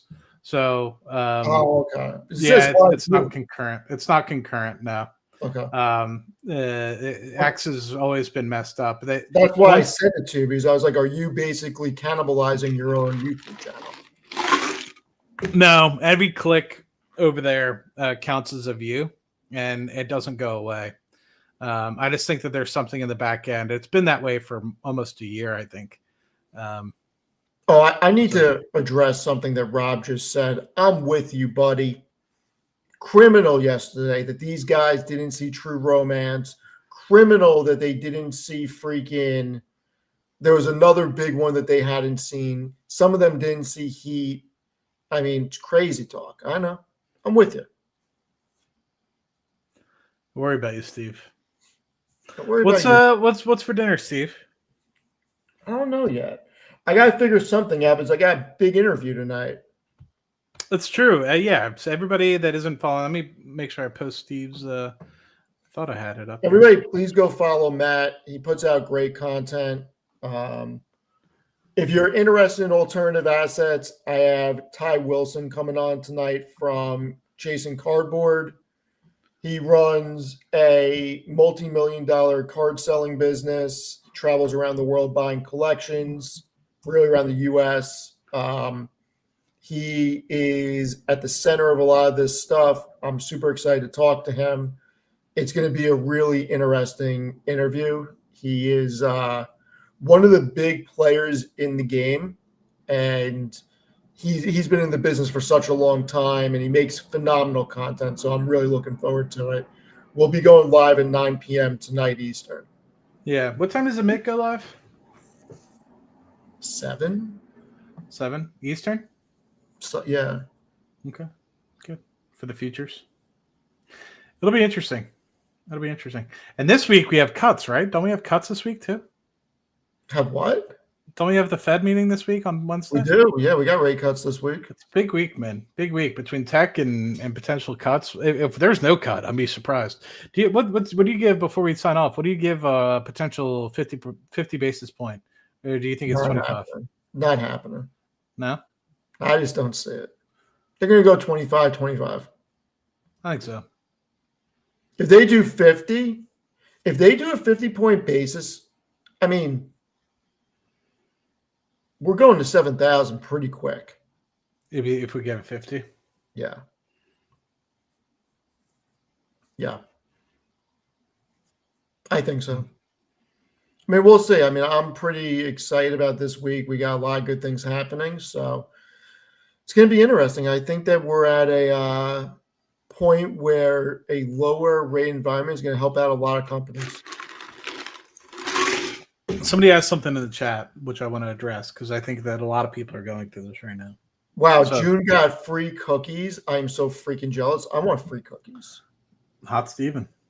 I want free Somebody in the chat said, how do you find the motivation to continue working full time when your portfolio is returning several multiples of your salary? I'm facing the same dilemma. Well, the way I look at it is this money, a lot of this money that I've gotten over the past year came very quickly. And generally speaking, a large amount of that can disappear just as fast, if not Do you faster. mind if I cut you off real quick? I'm sorry, fine. Matt. No, you're fine.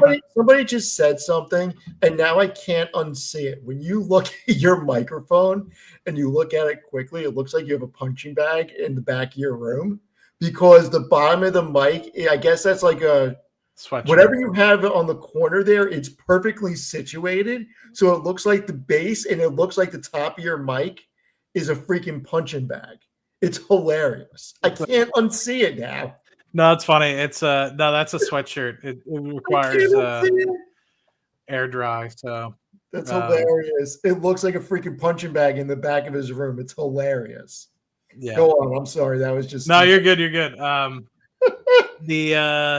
Yeah, basically, I think a lot of people just assume that the money's never going to turn around and drop by, 20, 30, 50%.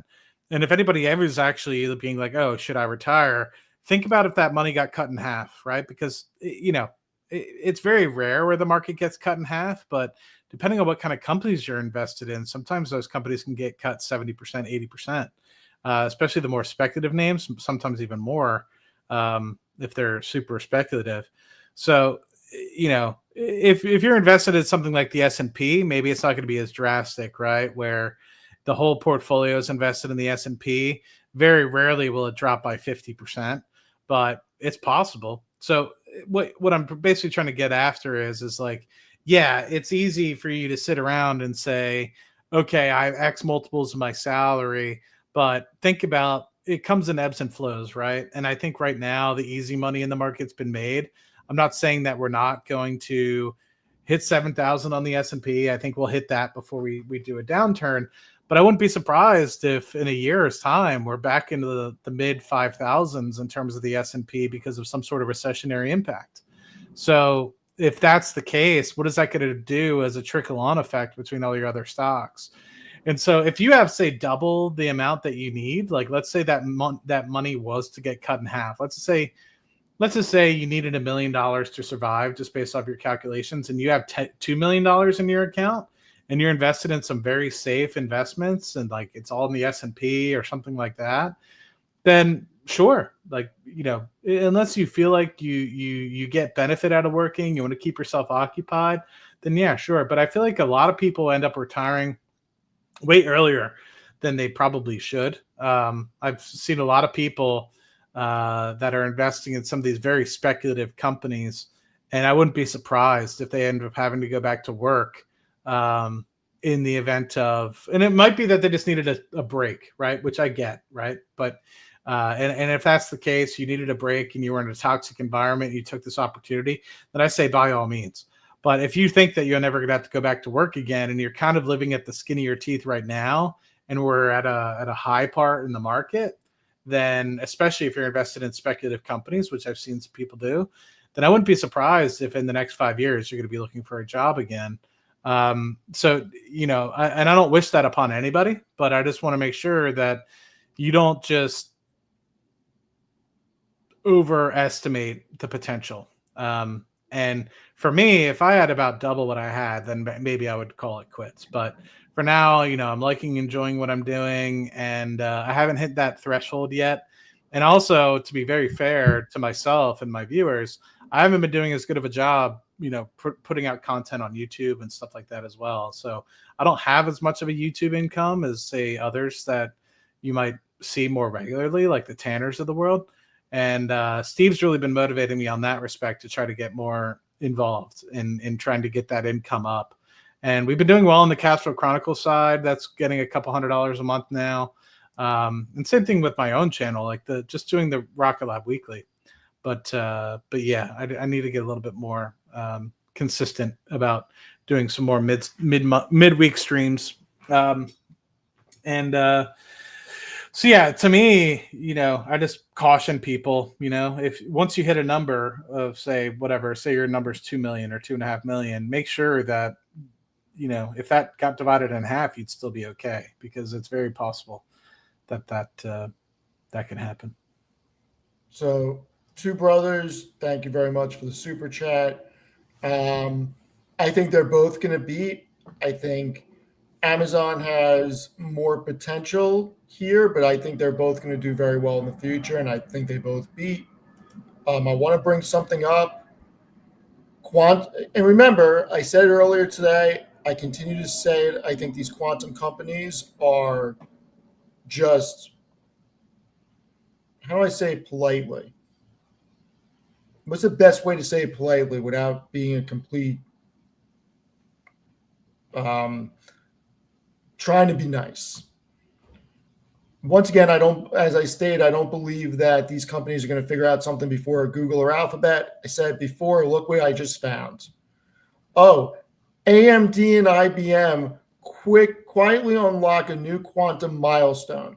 So you have AMD and freaking IBM working together on a massive breakthrough in quantum. You're telling me that, not you guys, but the people who are all bullish on quantum are telling me that these little companies that don't have the engineers or the capacity or the research or the freaking factories are going to do something before a combination of AMD and IBM get out of here.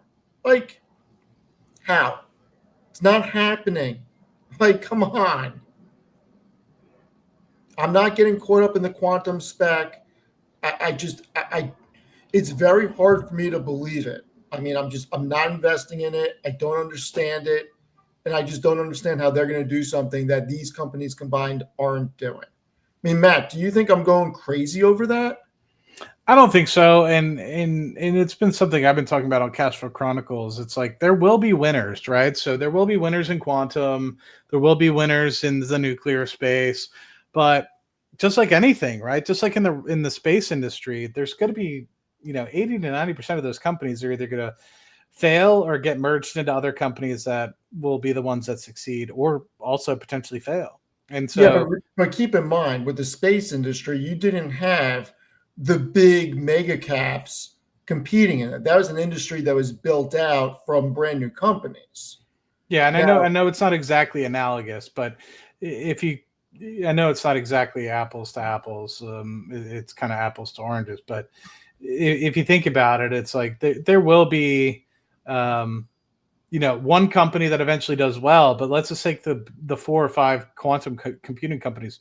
Probably 80% of those are going to go belly up. I don't and know. Maybe one of them does well. Up. All I'm saying is that I think the odds are stacked against them trying to compete with Alphabet or the combination of AMD and IBM. I think the odds are stacked against them. I'm not smart enough to know which one is going to freaking do well, but I am smart enough to understand that they don't have the resources that these 3 companies have or the compute power. So it's pretty hard for me to think that they're going to figure something out before them, especially when AMD is one of the biggest chip manufacturers in the world. Yeah. And I think another thing is to be said about the SMRs, the small modular reactors for nuclear. I'm bullish on nuclear.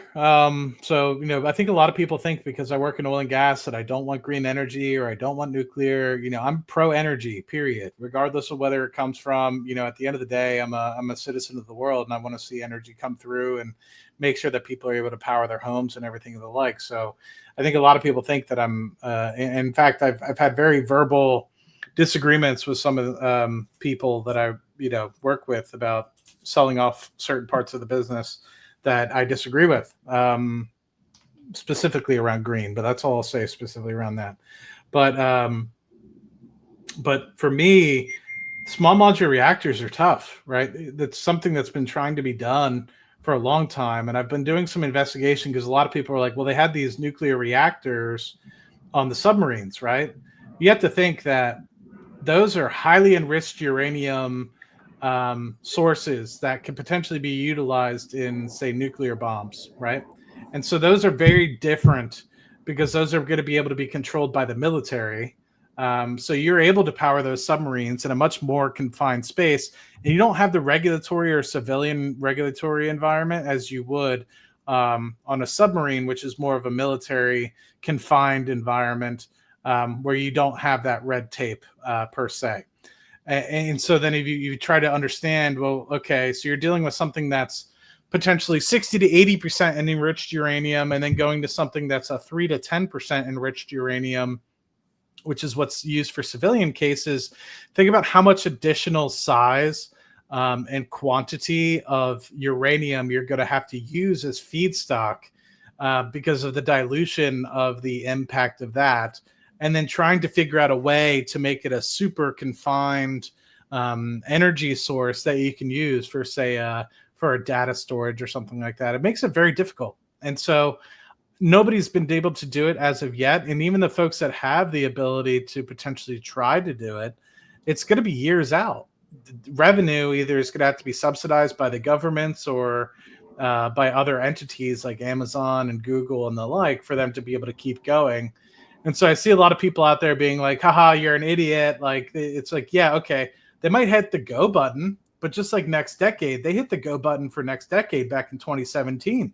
And they're not going to be able to get any sort of meaningful revenue generation until 2027. So even for a lot of these companies, if you were to hit the go button in 2026, you're still not going to get any meaningful revenue on some of these things out until 2032, maybe at earliest, in terms of getting in generating electrons to the grid. And so will all companies that are currently focusing on SMRs be able to survive? I think it's going to be very difficult. And I think a lot of people, if you get in a very cheap cost, very cheap, and you're able to spread around your risk amongst a lot of different companies, I feel like you can just say, let me buy them all, and one of them will win, and I'll eventually be okay. But I don't think with the cost at which you're buying into a lot of these companies today, you can't just buy every single one of them and say, well, I'm just going to 10x my cost on the winner, or 10x my investment on the winner, and it'll pay for all my losers. I don't think you have that outsized risk reward anymore where it makes that simple. So just be cautious is all I'm trying to say with some of these investments, right? Like some people have been very fortunate to be able to get in some of the quantum names before $1, and some of them will go belly up, but the winner that is in their portfolio will pay for all the losers, no problem. But I don't think buying into it today and FOMOing in, you're going to have to be able to be sure which of the ones that are actually going to be able to survive. And if anybody's going to figure it out, it's probably going to be NextEra or Southern Company or somebody else, rather than these companies that don't have the billions of dollars of pockets to be able to figure it out. So I don't know. I just think it's very tough, and I think a lot of people think that it's a slam dunk when it really isn't. Not yet.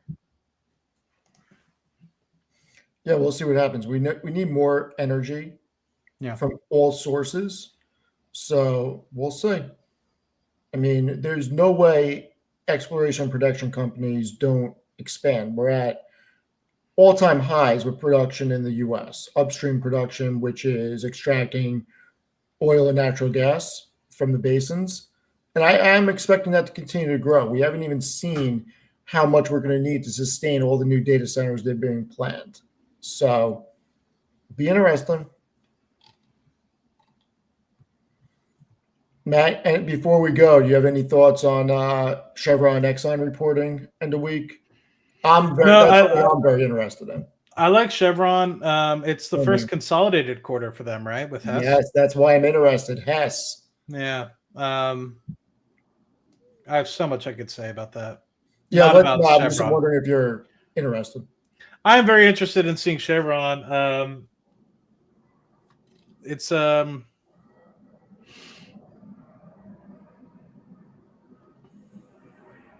right. Both greatly run companies. I am interested. Hess was a phenomenal business, and surprised it didn't get bought out sooner. That's all I'll say. Yeah, I think it's going to be very interesting to say the least. Yeah. All right. Well, I think we're going to cut it out there. Please go follow Matt. He makes phenomenal content. I'll be back at 9 p.m. to discuss how sports cards and TCG cards have become true alternative assets, what the market's doing with somebody who's an authority in the sector, Ty Wilson from Chasing Cardboard. It's going to be very interesting. I'm really looking forward to that. And then Matt and I will plan on doing something either next weekend or during the week. We'll talk offline. We'll figure something out to do a recap of what happens with Amazon and Alphabet and Meta. I think that's it for now. Interesting. Yeah. When did the tops come out? Does it come out this week? Tops. So real quick, I was saying the Tops basketball was going to get crazy. It on the pre-sale, the jumbo boxes, which were the big boxes, were $225 on the Fanatics website. They're going for $530 right now on secondary markets. Now you can find some places on eBay where they're going for like $380, but there are big stores selling them for $530. I mean, I can tell you that not every store has a Tops account. You need a Tops account to get the good prices. One of my very good friends was able to get me boxes at $230 a box. I called up the place that I buy my Pokemon stuff from, and they wanted $430 for the same box. And I said to them, like, hey, I just paid $230. And they said, Steve, we don't have a Tops account. We're buying everything secondhand. They're like, just don't get it from us. Just come in for the Pokemon stuff next. So tonight we're going to really be discussing the market, a lot of different things, and something that how can I show? I want to show something. I sent it around. I don't think I sent it to you, Matt. I'll send it to you. Sent it to my buddy who got me the cards. It was on Instagram. Tom Brady is opening his, I think, 15th store down in Texas now. And this is going to get much bigger, in my opinion, because you never had iconic athletes getting in the business. And for Tom Brady to now own Card Vault and to open up shops around the country, it's getting bigger and bigger. You look at what's going on with Comic-Con. You look at what goes on with Collecticon. You look at what goes on with the National Sports Card Convention, and now Michael Rubin putting up Fanatics Fest. It's only getting bigger. Kevin O'Leary. Oh, let me show you this, Matt. Hold on. Have you seen the Wondershine Index? No. Everybody's going to freak out when you see this. Just give me a moment to find it.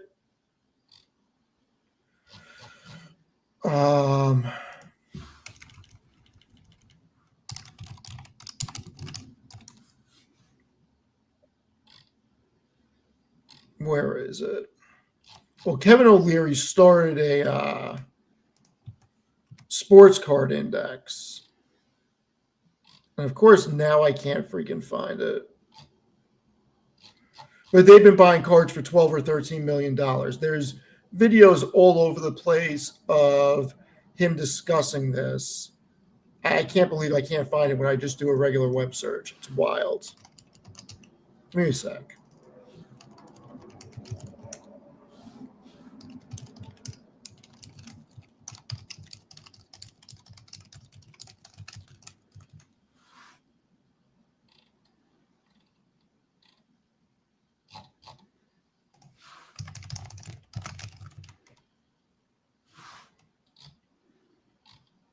Yeah, I can't find it. I'll link something when I do find it. I don't know why I can't find it. I don't know.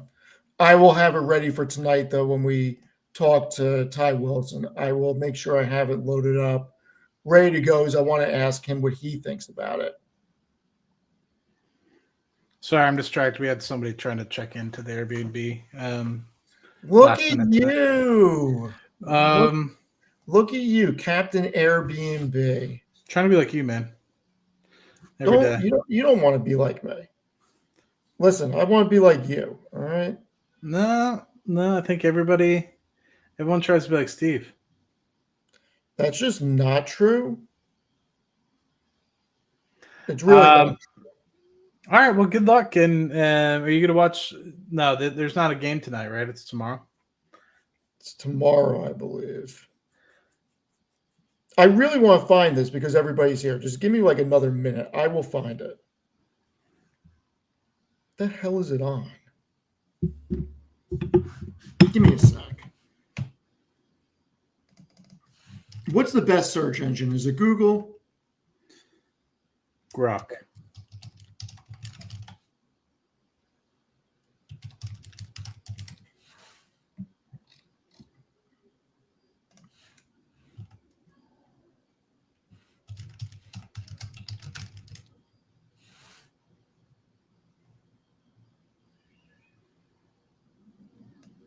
Tomorrow's the 27th.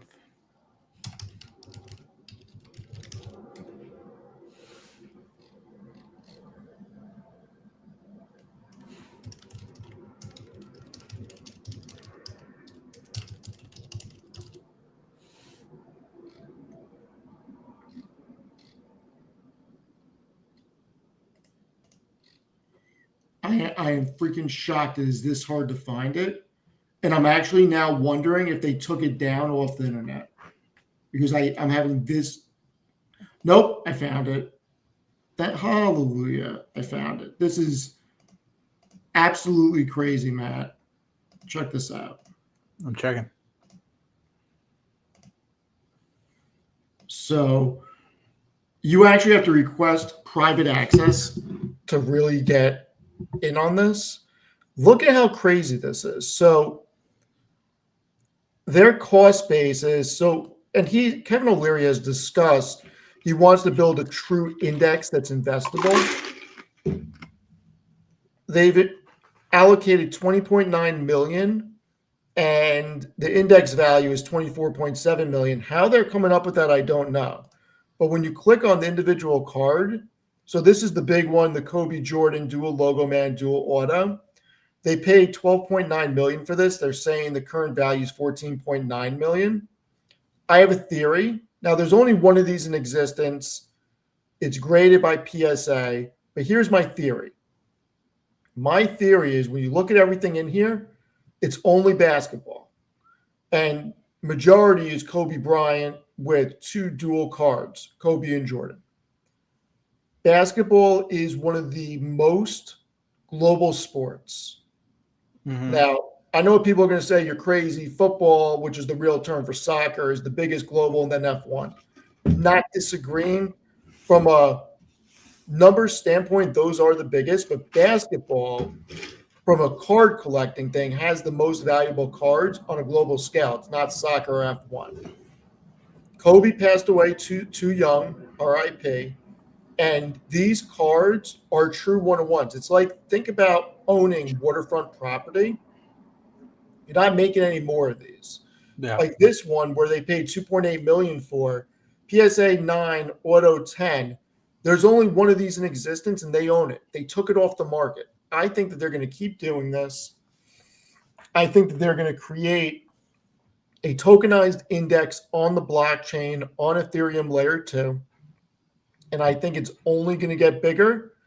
And you're going to have a lot of people wanting to invest in this. And I think this just goes to show you we're still in the infancy of what this is going to become. And you can't go buy these cards. They took them off the market. Like they are one-on-ones, the top grails. It's crazy. I mean, they paid 150 grand for this card raw, not even graded. You could have probably bought this card 2 or 3 years ago for $5 grand. Sounds about right. It's just crazy. And the whole sports card market is going crazy, and it's only going to get bigger. I mean, I wonder if Cardvolt, hold on. Cardvolt by Tom Brady. So, and these are the ones, I wonder what they're selling them for. So these are the ones I was saying Yeah, jumbo 474. These were 225 on the pre-order. They're already up in value so much. But Tom Brady owns Card Vault. Like, you, if this doesn't show you like what is happening now, and this is no longer the old dingy baseball card stores. I mean, Matt, when you were a kid, did you go to those dingy off the beam path card shops that reeked of cigarette? You know what I mean? Like, this is not that. This is elegant, refined, and just different. They're making these shops, they're the Apple stores of card collecting. And more shops are doing this. And the fact that you have Tom Brady getting involved, I think you'll end up seeing A Rod get involved. I think you'll see Jeter get involved. Jeter's already involved with, I believe, Arena Club. It's just going to get bigger. And I don't know. I am very bullish on the whole. I mean, Matt, side gig, go work for Brady, Texas. 5-hour round trip. I think it's only going to get bigger. I really do. So it's going to be interesting to see what Ty thinks tonight. I mean, this guy is a wealth of knowledge, and I'm very excited for it. So I'm going to be asking him what he thinks about the Wonder Shine Index and about Brady getting involved, because this is another level stuff. It'll be interesting. Yeah, be interesting. It would be. 5 hours. What happened to Lambo, Steve? What do you mean? I don't know. Somebody asked 5 hours. What happened to Lambo? Interesting. UFC cards. I think they have potential. We'll see what happens. But yeah, I need to pick up some ETBs. Regular boxes. Yeah, I mean, you've been buying Pokemon stuff. I mean, that stuff's going up in value. Yeah, for people that haven't watched, I did some calculations and updating of some of my pricing, and I bought a lot of my stuff last year or earlier, like November through January. I bought a bunch, and a lot of those are up 60 to 120% depending on what box I bought. Matt is one of the few people that didn't think I was absolutely crazy when I was talking about this. No, I saw some of the graphics that you presented, and yeah, I'm just upset I didn't pick up more. So yeah, I mean, I should have picked up more of this. So everybody thought I was nuts when I bought this box for $430. Like, the people I talked, they were like, "You're crazy. Don't do this." I'm like, "I'm not crazy. It's going to go up." I mean, there's not many being sold right now because there's just not a lot on the market anymore. But this is people are flatlining. stacking it. Dude, I should. The shop had 3 of them. I should have bought all 3. I tried talking my buddy into buying one. He didn't. He took me up on buying. He ended up buying Brilliant Stars. Check this out. So Brilliant Stars, we were paying $140 a box for.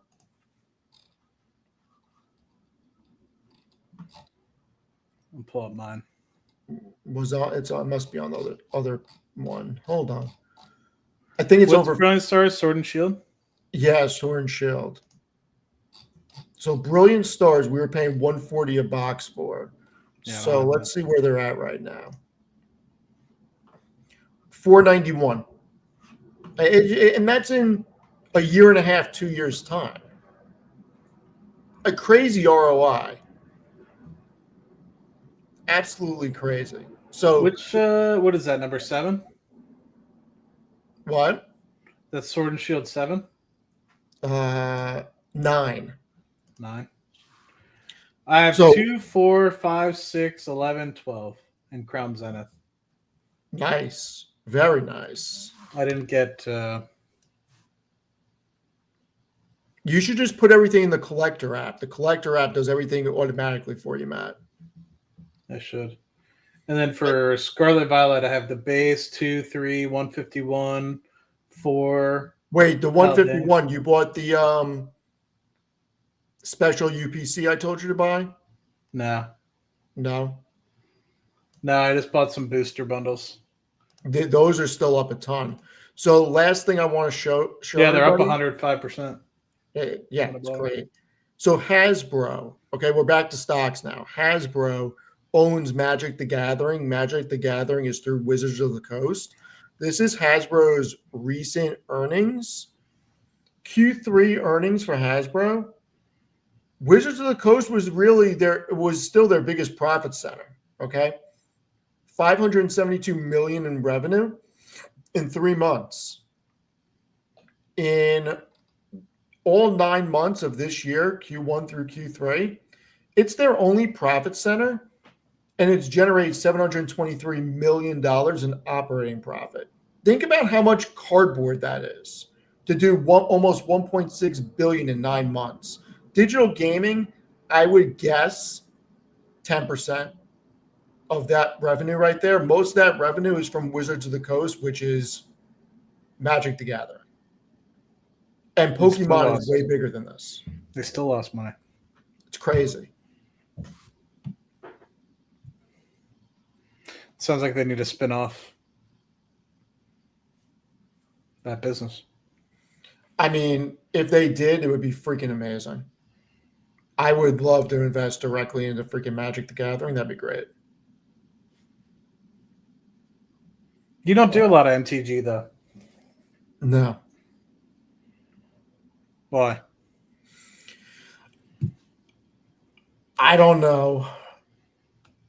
Probably because where I buy the stuff from, they get a lot more Pokemon stuff, and the numbers are better on Pokemon for ROI, or at least they were. Now, the Spider-Man set, the collector set for Magic, seems like it bottomed, and maybe a good time to take a position in that. I don't know enough about Magic the Gathering. Not that I know enough about Pokemon, but I have resources, especially Alex. And if you're not following Nostalgianomics and you're interested in what I'm saying, go give him a follow. He runs a huge rip and ship business. But yeah, I mean, I have resources I can call and figure stuff out with. And I understand the Pokemon market because I put the time into understanding it. That's why they pay the big bucks, Steve. Listen, if I had your money, I'd donate mine. Steve, they say you look Asian. No, there's another Steve that they call the Asian Steve. You know that. I do. They made me go on Technical Tuesday just so two Steves could be on the same stream at the same time. Too funny. Well, Steve, you're the man. I appreciate you having me on. For people that are on my channel, let me copy over in case people are interested in checking out Steve's stream. He'll be live here not too far from now, a couple hours. Oh, thank you so much. Yeah, 9:00, we'll be back with Ty Wilson. It's going to be I'm so excited. But yeah, it'll be interesting. I think Amit goes live in about 45 minutes or so. Yeah, it'll be live soon. He has his voice back. I talked to him before. Did you? And then we'll see. We'll see what the market brings this week. They want you to stream until market opens, Steve. Can't do it. Do you know the game League of Legends? They're releasing their own TCG this week. Don't tell me that League of Legends is releasing a TCG. Jeez. All right. Worth it. There's a big League of Legends. Do I know League of Legends? Yes. Did I used to play League of Legends? Yes. Am I good at League of Legends? Yes. Could I still play League of Legends now? Probably not, because people are probably so much better. If the gameplay hasn't changed, I could probably still get down a little bit. I'd probably start as a little ADC support, but there's League of Legends is probably the biggest global game community, I'd say. Steven, you gonna gamble? What do you mean? On the League of Legends? Can I just tell you, I walked by Madison Square Garden like a decade ago, and I called my buddy Eli, and I'm like, oh, this is going to take off, freaking esports. Like, banners outside the Garden that the Garden of all places was hosting regional esports, and it's just freaking. Why is people saying no shy play League of Legends? Of course, I used to play League of Legends. Ash, I mean, Garvin, Misfortune, Caitlin. Those are probably the only ones I can name off the top of my head. The one that starts with an X that I can't pronounce his name. Jungle, support, ADC, fighter. I used to play 5-on-5. I mean, I can't believe people like think that I'm like, yes, that used to be my character. The charge. I mean, I used to do some damage with that.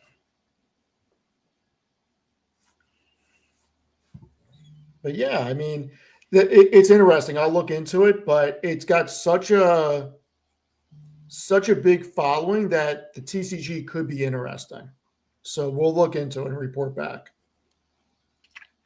I might gamble on it. I mean, I play games now, and a lot of people still talk about League of Legends. They still talk about MTG. So I don't play either. League is huge. But I've watched a few. Do people really gamble on League? Do they really? I don't know. That's what they're saying. Like, that's crazy. People saying Bitcoin's still pumping, Steve. Bitcoin pumping? It did hit over 115, but it's pulled back to below 115 now. So, all right. I'm just waiting. Listen, Matt, you and I are taking off from work to play GTA 6. Yes. Not a question. Like, that's not even a question. Like, we're taking off from work to play GTA 6. No. I don't think people understand. So I was thinking about this actually the past couple of days. So we're going to have nightly streams, and we're going to maybe we shouldn't have nightly streams, but you and I will be planning out. And I think, hear me out. I think we need to create. By the way, this is breaking news because I don't even know what he's going to say. He hasn't even told me This is live. Breaking news. Breaking news. What am I getting myself signed up for? So we're going to come out with a gang, whenever the online piece comes on, right? Yeah, a gang, right? Yeah. And hopefully they have a ranking system. So like, I would love to have the community join. Whoever wants to join can join. Okay. And hopefully we have the ability to organize it somehow. But I would love like raid leaders, that type of stuff. Yeah, like however we could figure out how to organize it. And everybody in the chat can join. They can play with us, all that sort of crap. I'm ready. That's the hope. And then I'm ready. That would be dope. And we could figure out a way. I've already got some names picked out, and it's probably pretty obvious. But I'd be curious. And we have to plan. Like, I need to read up on how the game's going to work, and you and I need to figure out like how we're going to structure it, so that way we can take over and run this fucking thing. All right. So here's the question: it's only coming out for PS5 and Xbox. It is not coming out for PC off the bat. That's right. I keep forgetting about that. So the question is, how do we stream it with StreamYard, or how do we stream it to YouTube on PlayStation or Xbox? We'd have to switch to OBS, which OBS links to your PlayStation. You could figure it out. All right. You said you're going to do PlayStation, right? I might do PlayStation. Yeah, I don't have a choice. I have to get a PlayStation because my nephew has a PlayStation. So getting an Xbox is off the table for me. Okay. Because if I get an Xbox, I have to buy him one. And since I already got him a PS5, I'd rather just get a PS5 to play this on. Yeah. So maybe that's our goal, is to figure out how to stream, because people do it. People stream, and if you do OBS, I think you stream it to your OBS, your online broadcasting system. Okay. I think that's what OBS stands for. And instead of using StreamYard, you use OBS. Okay. So, and then if we do normal streams like this, we could just go back to StreamYard. But I think you could do both. It's probably a pain in the ass, though, because I think OBS, you have to do a little bit more back end. All right, we'll figure it out. So that is the goal, that we are going to start our own group or whatever it's going to be called, gang, mob, I don't know, but we're going to do something online. We'll see. It's going to be interesting, and You Hopefully know people what? just come in. They're like, "What are you talking about? Mobs starting something online? We're Hold talking about on. Grand Theft Auto, a virtual reality world, right?" Hold on. I'm gonna run a poll. How many people are planning on playing Grand Theft Auto? People. Oh.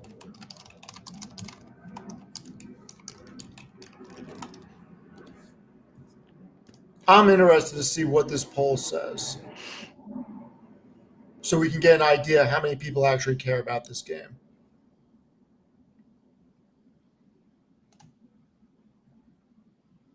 32 votes.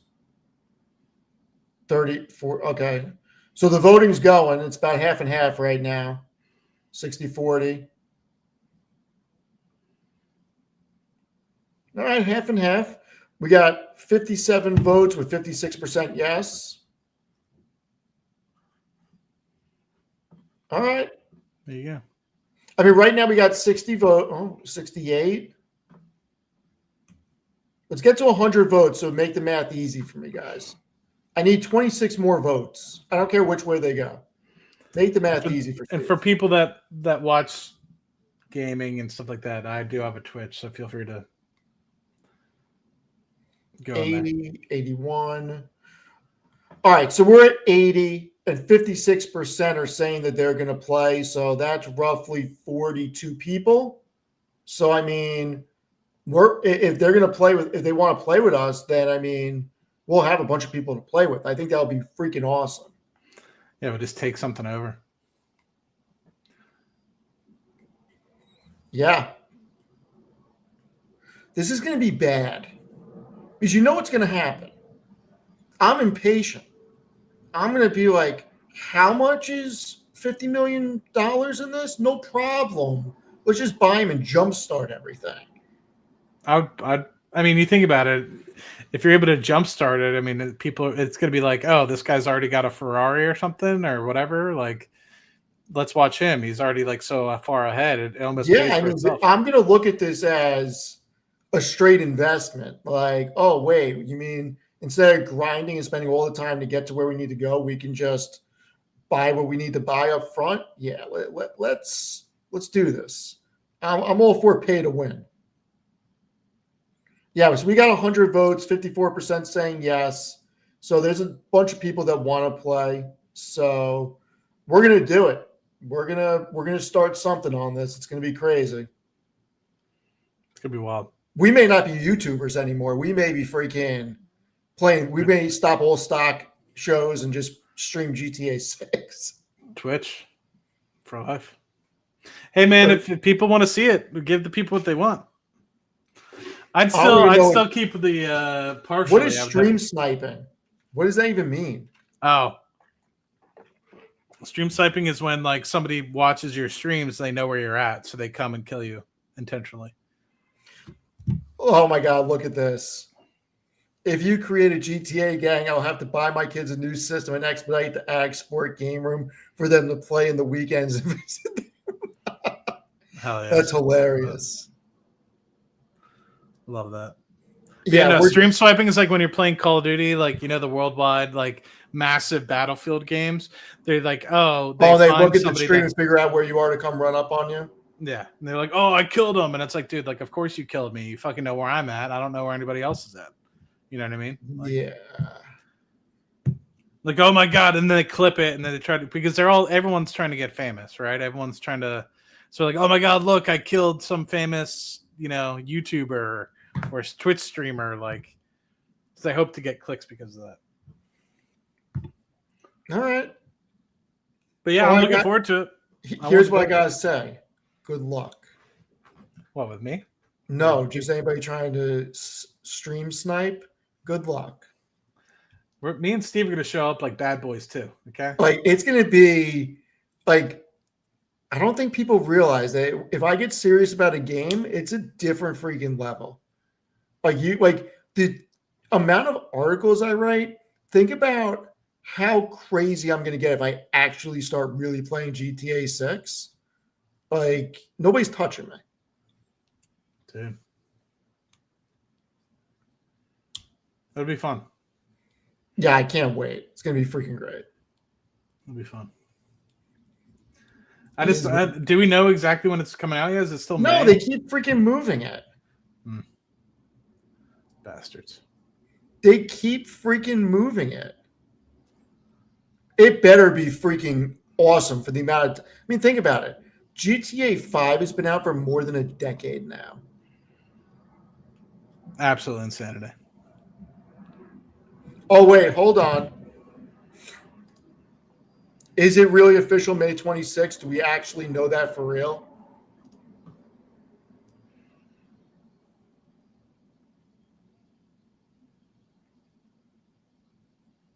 As if it is, I'll take off that's time gonna be now. freaking amazing.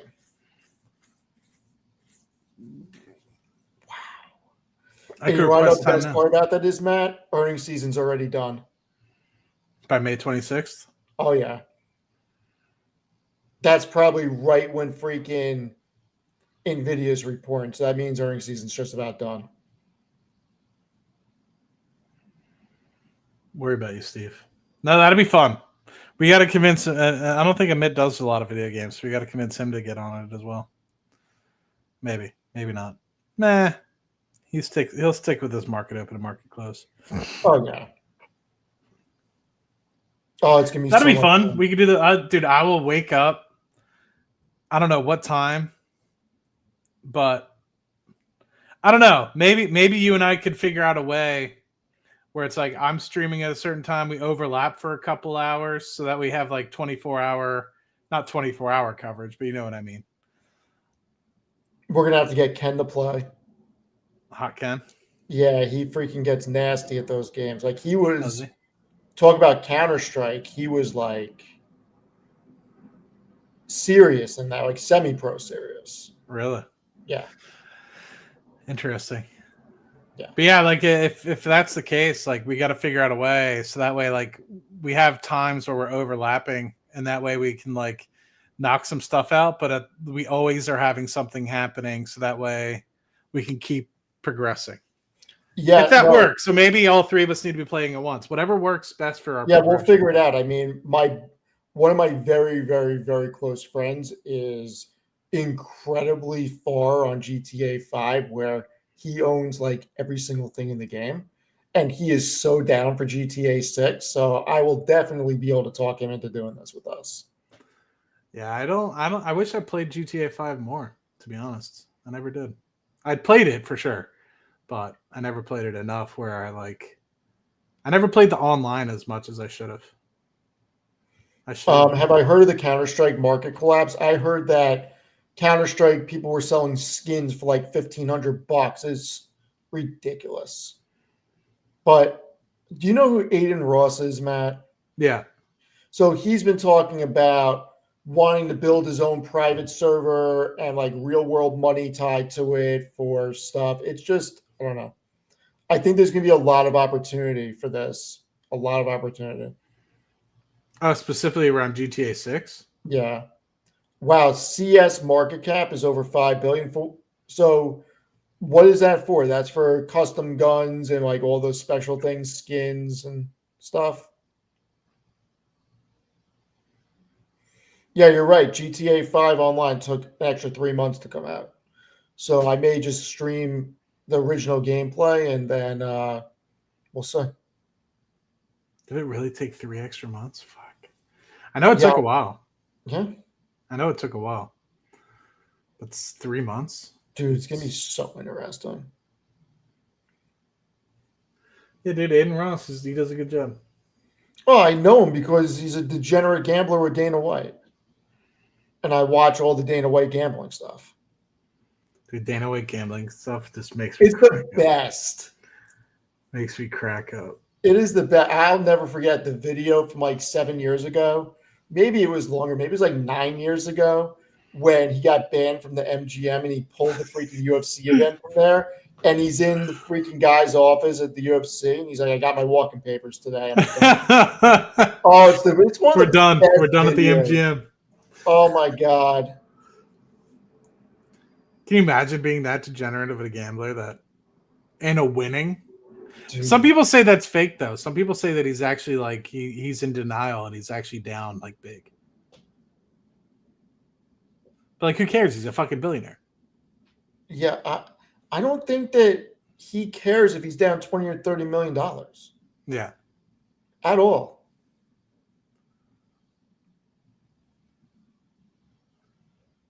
Anyway, all right, Hot Steve.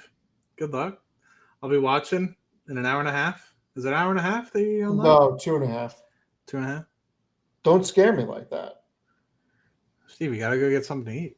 I mean, I gotta get dinner, gotta wake up, gotta Gotta write finish an my article? article that I'm writing, I don't do any of this. I just slack.